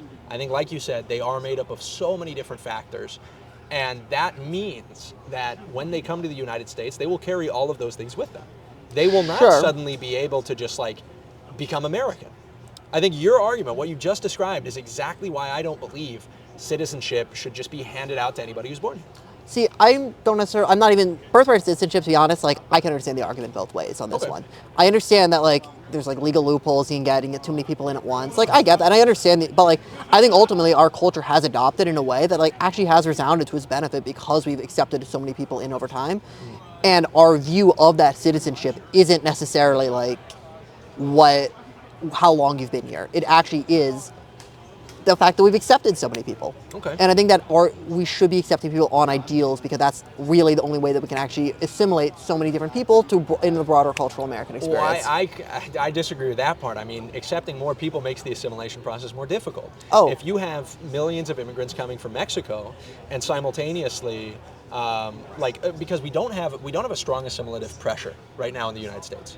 Maybe we have a soft one. I disagree that we don't have a strong assimilative pressure. What do you think? Do you think it's getting stronger or getting weaker? I think maybe that's a more important. Probably. I mean, I think it literally depends on what point in history you're comparing it. Okay, against. right now, language assimilation, has it historically been stronger or? Oh, it's probably. I mean, it depends on what historically, but like compared to the early 20th century of like our mass immigration, like yeah, I mean there were communities of Americans like there were German speakers in. I remember like the Germans assimilated really well. Oh, it depends on where some of them. The early waves, there's different waves of German. Maybe like the Amish. Maybe, but like there was. I remember the I Germans read, assimilated much better than the Irish and the Italians. Maybe I remember there was like pockets of communities that would actually speak their native languages for like a long time in America. Like in Italy. Or like in Little Italy, for example, yeah, like Yiddish. And that's the issue. No, but honestly, guess what? But they came in and ultimately like it worked out. So to say that like we need to cut immigration because like we have these communities that are speaking different languages now, but it did work out. You don't think that creates kind of an issue of a dual allegiance to some extent? No. I mean, for example, like within the Italian community and within the Jewish community in the United States, I think there's absolutely like some kind of greater allegiance to the home country. I think there's definitely an aspect of that. Don't get me wrong. I don't disagree. They even call it. They'll call it the mother country. I think the mother country. Okay, I think as someone who actually belongs to one of those communities, I think it's like a lot more of a like, it's a lot more of like a unique experience. I think it's hard to actually put into words because, like as a Jew, like yeah, I'm an American first. I believe in this country. I believe in our ideals. But at the same time, I do find like cultural assimilation, like similarity with the fact that like, if the United States and Israel were at war, I'm an American. Like yeah, like I'm an American. Would you renounce like any kind of opportunity to return to Israel? Yeah, I'm an American. I'm living here. Okay. Yeah. Okay, that's important. Yeah, sure. And honestly, I don't think that's universally the case. Okay, as someone who like knows a lot of Jews, like that's like true for like 95% of people that I know. I don't know if that would pan out. I think if the United States and Israel were in a conflict and you had to choose sides, I don't think 95% would choose to stay in America. Most American Jews are like liberal and don't even like the current government in Israel. There's a difference between not liking like Benjamin Netanyahu, sure, but we're getting not siding with Israel in a foreign conflict. No, most people want. Okay, like, but we're getting a bit off topic. Yes, but I think the issue of allegiance is important. Sure, and I can understand like that perspective. But I don't think it actually really is an allegiance to another foreign country. I really, like, as someone in the community, I think it's more so just like, hey, we have these small cultural ties, we have these smaller bubbles of cultural community, but we're Americans. Like I really do feel like the vast majority of immigrants feel American. I think the issue is that I don't disagree with you. I don't think that they're saying like, oh, I feel like I'm. Also, what time is it? Because I do have to run it for class. It is. I don't know if this is good. It's 15. Oh, okay. Right, we'll wrap this up. Yeah. No worries. I'm sorry. What's your name? Jacob. Nice to meet you. Good to meet you, man. Yeah. All right, let's go. What was your name? My name is Joseph. Joseph. Good to meet you, man. Great name. All right, Joseph. Talk to me. So I'm based on the sign. I see that you're against birthright citizenship. I am. May I ask why? Yeah, absolutely. So I think that birthright citizenship, I think it's complicated, the immigration debate that we're having in the country. I don't like the term anchor babies, but obviously like it's produced an incentive for people to just have children here because they will be granted citizenship. I think additionally, if we look at the congressional debate about birthright citizenship, it was not at all intended to be applied today with the kind of immigration that we're having to the tunes of millions of people and with a very different like demographic of immigrants. I think as well that birthright citizenship could be very reasonably replaced by a better policy, which is citizenship jus sanguinis, or through blood, where one parent who is an American citizen, or one parent must be an American citizen in order for the child to have American citizenship. Those are kind of my reasons for it. I just remember in civics classes like law of blood. Yeah. And in law of land. Yep, exactly. Is there any others worth mentioning? I don't know. Like I would replace the law of the land, the jus soli, with jus sanguinis, which is the law of the blood. So there's probably others. I'm sure there's another interpretive framework, but that's the one I would replace it with. Okay. And your issue was that it incentivizes that's part of foreigners to have babies here? Yes, that's part of it. I mean, that's like a minuscule thing, but it is true. And it complicates the immigration debate we're having right now as a country because obviously, like, it's a lose-lose situation. You either deport a family, but you keep them together, or you just deport illegal parents, but the child is an American citizen and stays here, and thus the family's separated. It's a lose-lose. So your main concern is separating families because... It's one of them. I think the larger concern, as far as like what's more important, would be a concern about national identity. I think that birthright citizenship kind of takes away the value that we ought to place on citizenship and what it means to be an American. So what does it mean to be American then? That's a good question. Can I ask you that question? I think I might. It's more efficient for me to prove my point if I ask you. That's what I say. Not to get out of it. To be American is to be a citizen. I'm not sure. I'm not well versed in this. I was just asking you. I'm just trying to learn it myself. Oh, for sure. Yeah. I think your response is the response most people come up with, right? Yeah. It's like to be a citizen. It's like, oh, okay, but So like, what is a citizen? Yeah. Like, you're a citizen of what? Like, just a country, like legally? Or is there like a part of a national identity? You know, is a Japanese person in Ireland like a Japanese person, or is he Irish? And then is it just like the legal designation that makes him one or the other? I think most people, you know, they make an exception in the United States.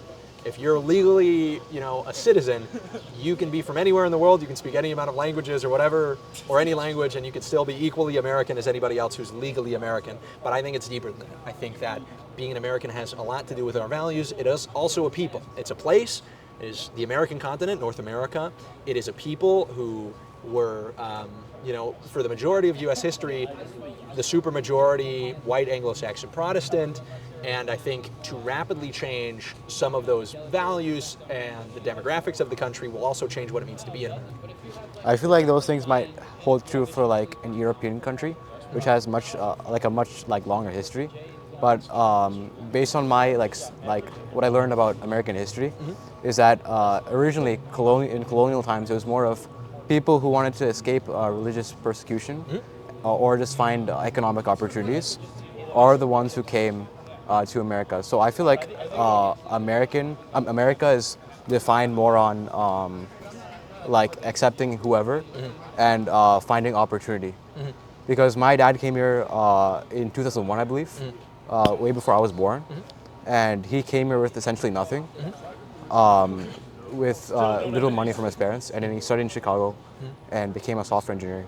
And that's how I became a citizen. And he eventually also became a citizen. Let's go. That's good. I think a lot of people don't go through the process of naturalization, but they should. Yeah. They definitely should. I think everybody needs, frankly, I wish I could give the citizenship test to everybody.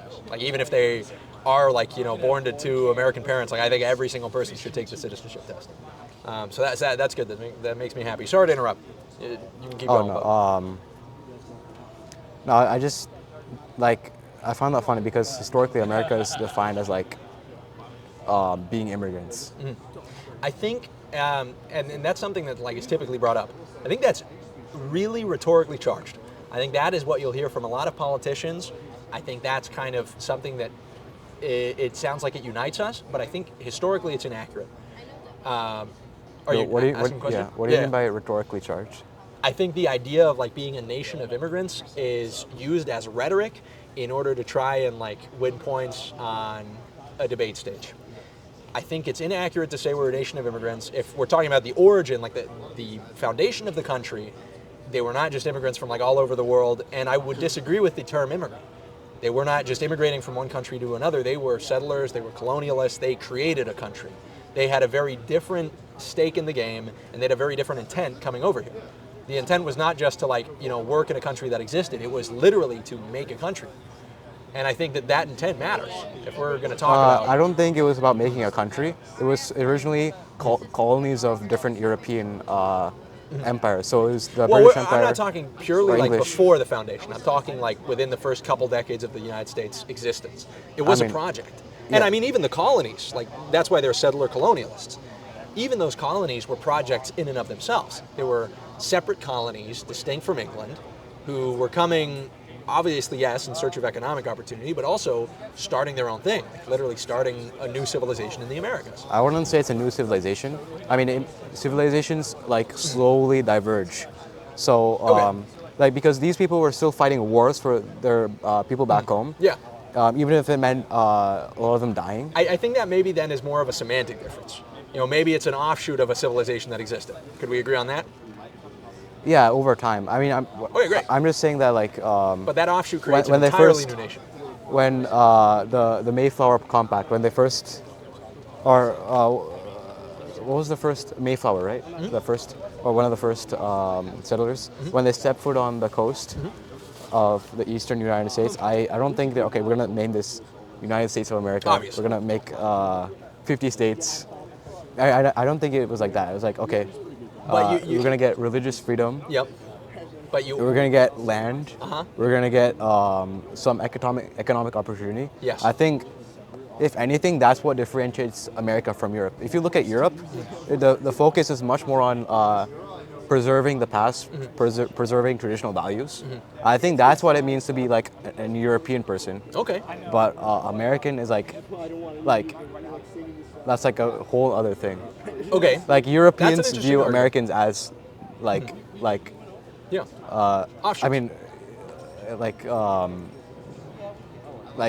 Less mannered, less confined to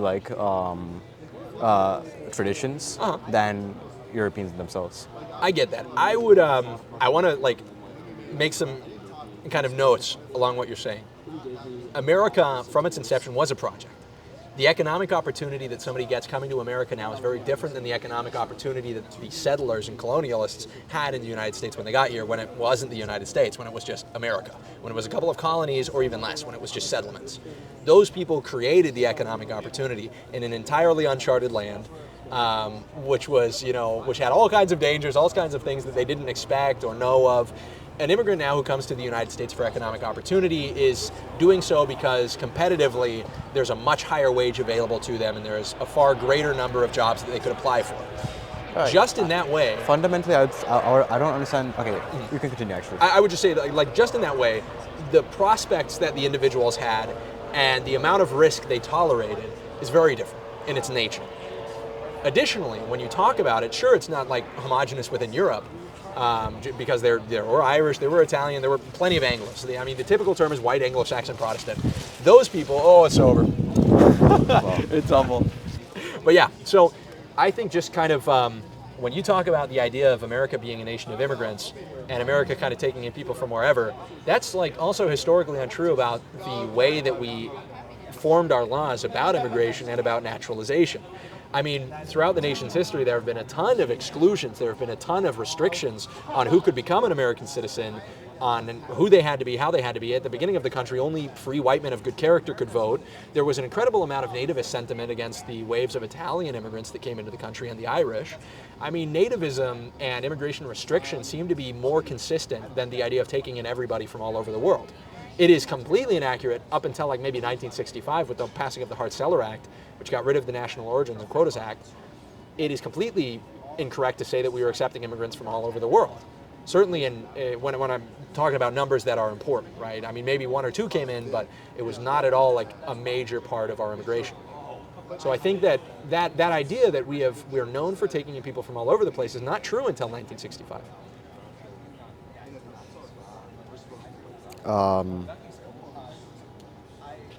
I don't know, like, I'm just gonna go back, like, historically, like, it is based on people who are seeking opportunity. That's true. I don't disagree with that. I think it is people seeking opportunity. But I also think that, like you were saying, it was religious freedom. But it was not like pure religious freedom. Yeah. It was like an end to certain religious persecution, and it was uniquely Christian. To the point where Christianity was actually defined in many of the charters and statements made by the colonies. Yeah, definitely. I mean, do you think that is equally the case today, or that it should be? I mean, as I understand it, they're doing it because there was differences within different Christian denominations. True.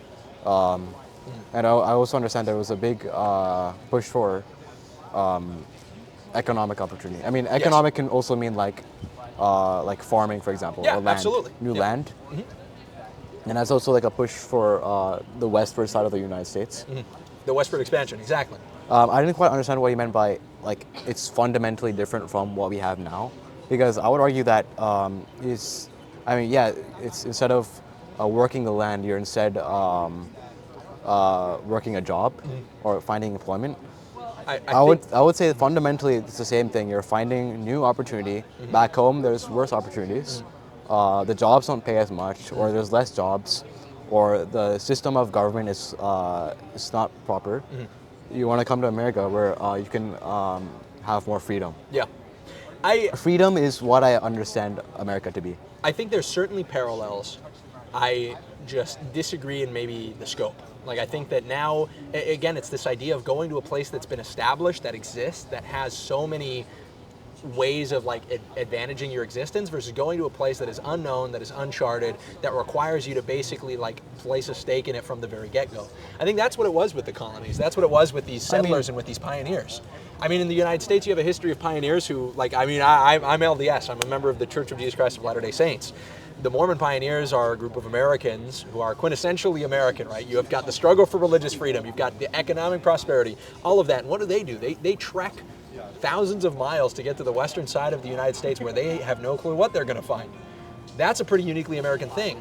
Their search for prosperity, their search for economic opportunity seems to be significantly different than somebody who comes and is going to be able to be employed, is going to receive government benefits. It's not to say that they're like worse immigrants or better immigrants, but it is very different in its nature. It's the idea of making something that doesn't exist and going to somewhere that does exist because it's going to be better than your home country. And I think this is an issue, right? Like, I posed the same question to a guy earlier.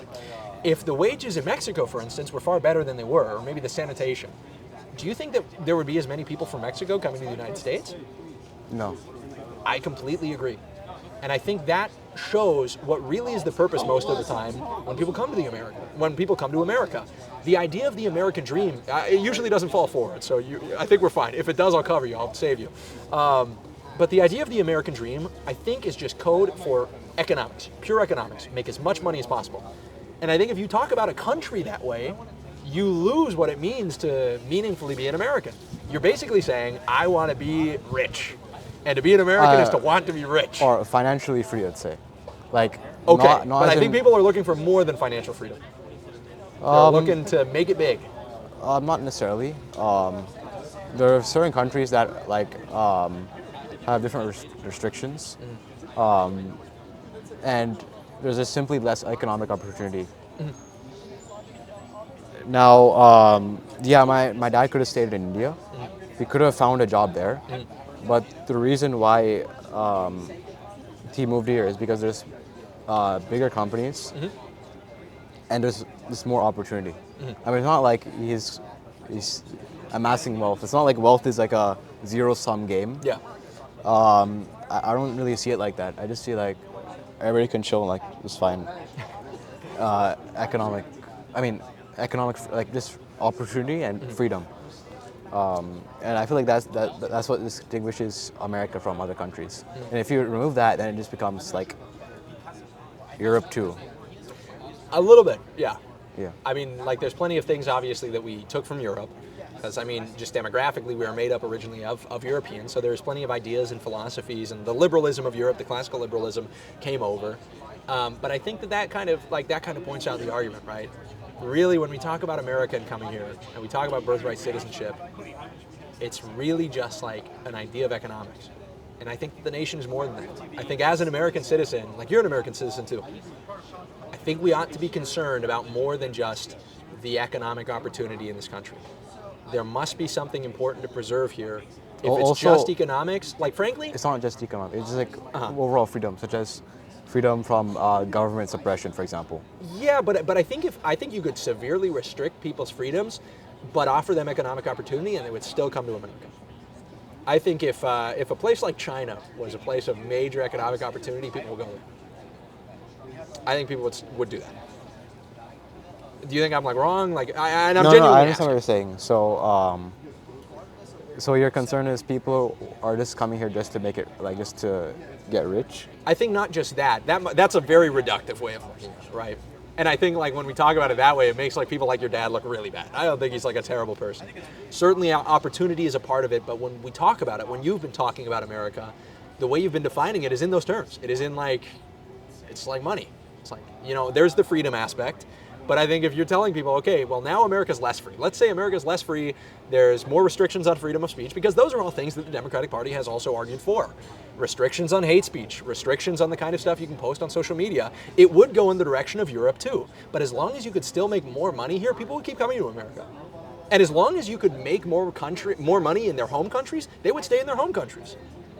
So if that's the case, if economics is the deciding factor, then we don't really have a nation, or at least we don't really care about the nation. We care about like the economic opportunity. No, what is a nation then? More than an economic zone, for sure. A nation is a people, a nation is a place, a nation is a particular set of values. So by people, what do you mean by that? Like, okay, if it's like the same argument. If Japan was replaced by Ukrainians, would it still be Japan?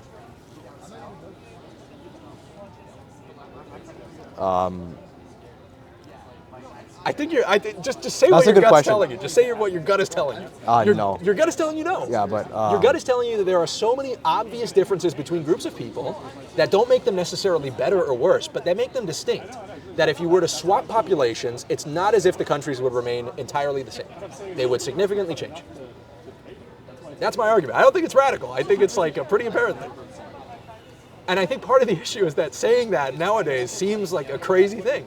Yeah. You probably heard that, and you probably thought that I was a little bit of a white supremacist. I'm not, but that's what people think. Yeah, it makes, I mean, there is like like people tend to like avoid talking about things like that, but it's great to like have an open discussion. Yeah. And it's like, again, it's like these arguments too. It is not at all rooted in a hate for other people or other countries or anything. It's rooted in a simple understanding that's like, I think these nations are distinct. I think the way that people are, in a beautiful way, right? The way that people are in different places in the world, the way that different groups exist, produces different cultures. If it were not that, like, if that were not so, we wouldn't have little Italies or little Chinas. If people were not distinct among each other, then we wouldn't have differences. I'm just saying that understanding those differences exist is enough of a reason to want to preserve a distinct culture in America. The same way that I would want to preserve a distinct culture in any other place in the world. I'm just saying, like, and maybe certain regions of America, but it's like, it's not just white, there's also black people, there's also Hispanic people. Yeah. There's a bunch of minorities. And they, by the way, are uniquely American. Like, an African American is not African. They are, like, very, very different than an African, like, culturally speaking, right? So I agree with that. It's like there are people who are minorities in this country, but who are America, who have been, like, Hispanics who have been subsumed into America with the westward expansion, and African Americans who were brought over here involuntarily, but were brought over here at the foundation of the country. Those are Americans. They are. And that does, in a sense, like you were saying earlier, make America unique. It is not like, we do not have a racial supermajority in this country. We're one of, well, I was going to say we're one of the very few countries like that, but nowadays that's not really true. Like in Europe, for example, we're seeing lots of demographic changes that are not just because of migration, but also because of a decline in birth rates among the native population. So yeah, you can say that as well. Yeah. I mean, so to summarize, you believe, actually, could you just summarize? Yeah, I think we need to make citizenship more important. We need to more clearly define what an American is and have it mean more than just being in a zone of economic opportunity.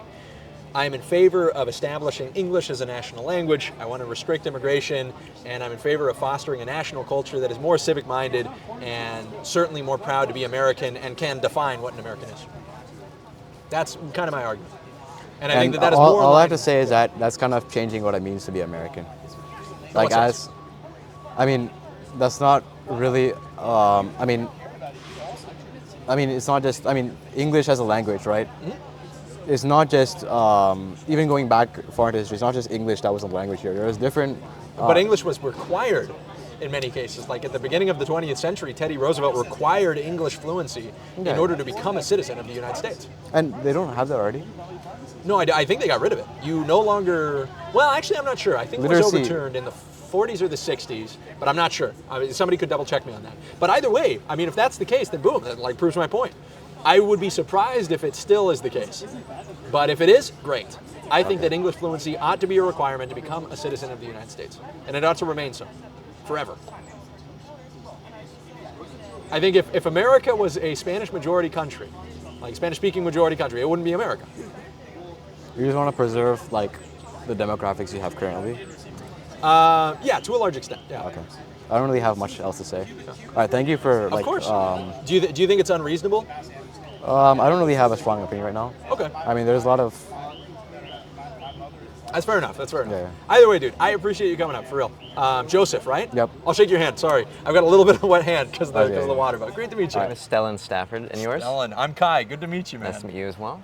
Okay, so talk to me about birthright citizenship, or I can talk to you about it, however you prefer.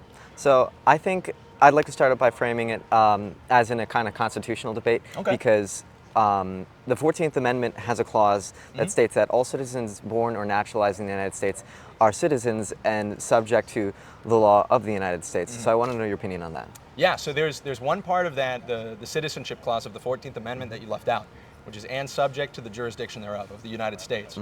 The argument in the Congress when that was being ratified, when the 14th Amendment was being ratified, was very much about that idea of people being subject to the jurisdiction of the United States. The argument is that most people who are born to foreign parents are kind of just like in a legal way subject to the jurisdiction of the United States, but they actually don't pledge much allegiance to it, right? Yes. For example, if your parents are foreign nationals or your dad is a foreign minister, under the 14th Amendment, you are not given citizenship if you're born on U.S. territory. Is that like a legal precedent? Yeah. So if an ambassador, for example, let's say the ambassador to China is in the United States. The ambassador to China has a child here. Their child is not made a U.S. citizen. That's because they're obviously not allegiant to the United States. The parents aren't. They're foreign ambassadors, foreign ministers. And the argument in the Congress was about that. That's one of the exceptions. But I would also say, like, if you look at the congressional debate that was had about the subject, there was a senator named Senator Howard who was talking about it, and he said that it should not, of course, apply to foreigners, aliens, and the children of those, foreign diplomats or aliens and ambassadors, right? Yes. So it seems very clear that in the constitutional debate in the Congress about the subject of, birthright citizenship, it seemed very clear that to them, they did not have in mind the way that we're applying it today, which is giving birthright citizenship to anybody who is born here, other than, of course, the children of diplomats and ambassadors, whether or not their parents have any kind of allegiance. Even if their parents are illegally in the country, they're still granted citizenship. I can see what you mean by that, but I feel like with ambassadors, that's a bit different because they're there for international, obviously diplomacy, but when it comes to the children of foreign-born illegal immigrants, you kind of get into this kind of realm where there is legal precedent for people vacationing to the United States who are pregnant and who have their children in the United States to then have them become citizens, U.S. citizens. Yeah, that's what I disagree with. I don't think we should do that. I don't think it makes much sense. But wouldn't it require a constitutional amendment to change? Yes. And I think actually that Trump has done a very good job because he passed this executive order not too long ago, attempting to repeal it through executive order. People called that unconstitutional, and it's like, okay, yeah, sure. But frankly, my argument is not we should adhere to legality as our arbiter of what's moral or good. Like, there's plenty of things that have been legal in the past that have been wrong. Yes. Slavery, for instance, was, it had precedent. Yes. But it was legal, wrong. but it was wrong. Exactly, yeah. I think just because something's legal does not, in and of itself require us to justify or argue in favor of it. I think that yes, if we were to do this the most officially we could, we would have a new ruling from the Supreme Court regarding birthright citizenship. And actually, because of the executive order and the pressure that Trump has placed on the Supreme Court, they will be re-examining the case in October, if I'm not mistaken, which is something that they're probably going to be forced to do about the flag burning bill. Yes, or I read executive order about that he just passed. I feel as if that one encroaches upon the First Amendment. But in the United States, the Supreme Court specifically has to abide by the Constitution most directly. As you kind of approach with the amendments, it's a little bit more lenient. Obviously, with the Second Amendment, that's been interpreted a little bit differently. So there is precedent for the amendments kind of being adjusted and kind of twisted slightly. Yeah, but absolutely. With things like birthright citizenship, it's the line about the subject to the jurisdiction thereof of the United States was mostly there for diplomats. But yes, while the interpretation of the Constitution does change over time as the world changes, I believe that the framers had it in mind that also foreign-born, the children of legal immigrants were to be kind of included in the within birthright citizenship. Within birthright citizenship. I would completely disagree with that. I mean, the constitutional or the legal precedent about it that comes from, for example, the children of non-citizens, that comes from a Supreme Court case later that century called the Wong Kim Ark case, who was a child of Chinese immigrants, but they were lawful permanent residents. They were legal permanent residents, they had green cards, they were, basically living in the United States legally for a long period of time. It is over the course of the next century, the 20th century, that we have all of these court cases that begin to expand our interpretation of it to eventually there's a ruling about whether or not the children of illegal immigrants should have the right to, a public education and to more, public services. And eventually it's ruled that yes, they should still have a right to it. And it's from that ruling that we begin to extrapolate the idea that a child of illegal immigrants should also be able to have birthright citizenship. But that seems like totally ridiculous. I mean, the parents broke the nation's laws to enter the country. They had a child that was born here, but we have no reason to expect that that child is more allegiant to the United States than to the country their parents came from. I mean, why would we believe that a child of two people who came here illegally, who perhaps did not bother to learn the English language, why would the child be more favorable to the United States than to the home country of their parents, especially if they're speaking their parents' language at home? Yes, that is true. Americans should have a baseline level allegiance to the United States to be naturalized. And that's the case, by the way. In the citizenship test, in order to become a U.S. citizen, you have to pledge allegiance to the United States. It's the last question on the exam. So allegiance is an important part of it. That is true, but that's more of a question to the Supreme Court and not the Supreme Court, to Congress and the states as to whether they would like to add a constitutional amendment. Do you think they should?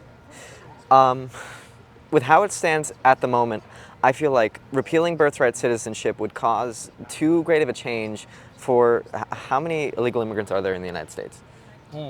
It's like, that's a super difficult number to estimate. It's hard. I mean, we know there's like over 50 million that are on visas, which are not illegal, obviously, but the number of illegal immigrants is, notoriously difficult to calculate. The immigrant population in the United States has been like 15%. It's like up to 50 million, right? And of that, the number of illegal immigrants, it has remained suspiciously consistent every single year.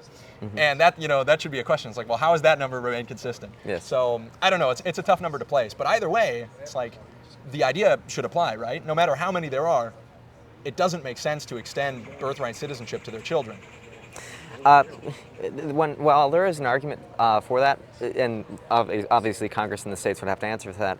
I feel as if repealing birthright citizenship would cause too great of a change in the culture of the United States, where we're a nation of immigrants. If you go far back... But what kind of immigrants, though?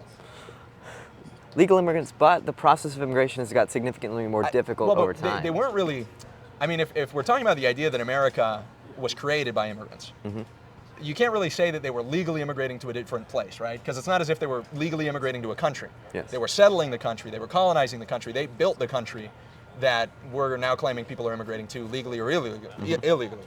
I think the idea of like settler colonialism is very different than the kind of immigration we talk about I'm today. not going back to settler colonialism. I'm more thinking back to around the times of the Irish potato famine in, is that like 18 something, where as long as you were on the manifest for the ship, you could come in, go to Ellis Island, and it was somewhat easy to be naturalized, or not be naturalized, to become a citizen of the United States. Since then, the process has become significantly more difficult and restrictive. I think that's because they realized like it wasn't going to work. Like, for example, after only 14 years after they ratified the 14th Amendment, they passed the Chinese Exclusion Act, which totally barred Chinese immigrants, like Chinese laborers, from coming to the United States. And then after 10 years, it was extended. And then after 10 more years, they codified it into law. And I think it's this idea, if we are to, because I would kind of agree with you. I think immigration is something that has occurred over the history of the United States consistently. But the kind of immigration that was occurring has been different. It has changed significantly, and it has certainly, over the course of time, favored restriction. It's only until like 1965, or it is only in 1965 that we see like this huge change in the immigration law with the Hart-Celler Act, and a little bit prior in the century as well, there were some changes, there was some liberalization of it. But I mean, the law about immigrants and naturalization was notoriously strict, and even in the early 20th century was only allowing of white free men in order to become naturalized. I can see what you mean. I do have to go in a moment. No worries. Because I have chemistry, but there definitely is an argument, but I feel like you couldn't repeal birthright citizenship without allowing the process of becoming a citizen become more easy. But I can definitely see your argument. I feel like we both have room to speak. I do appreciate you letting me on. Of course. And I would like to say thank you very much for your Hey, time. thank you, dude. I appreciate it. Have a good to meet you there. Nice to meet you. What was your name? Humphrey. Humphrey. What's your name, by the way? I'm Kai. Kai, right?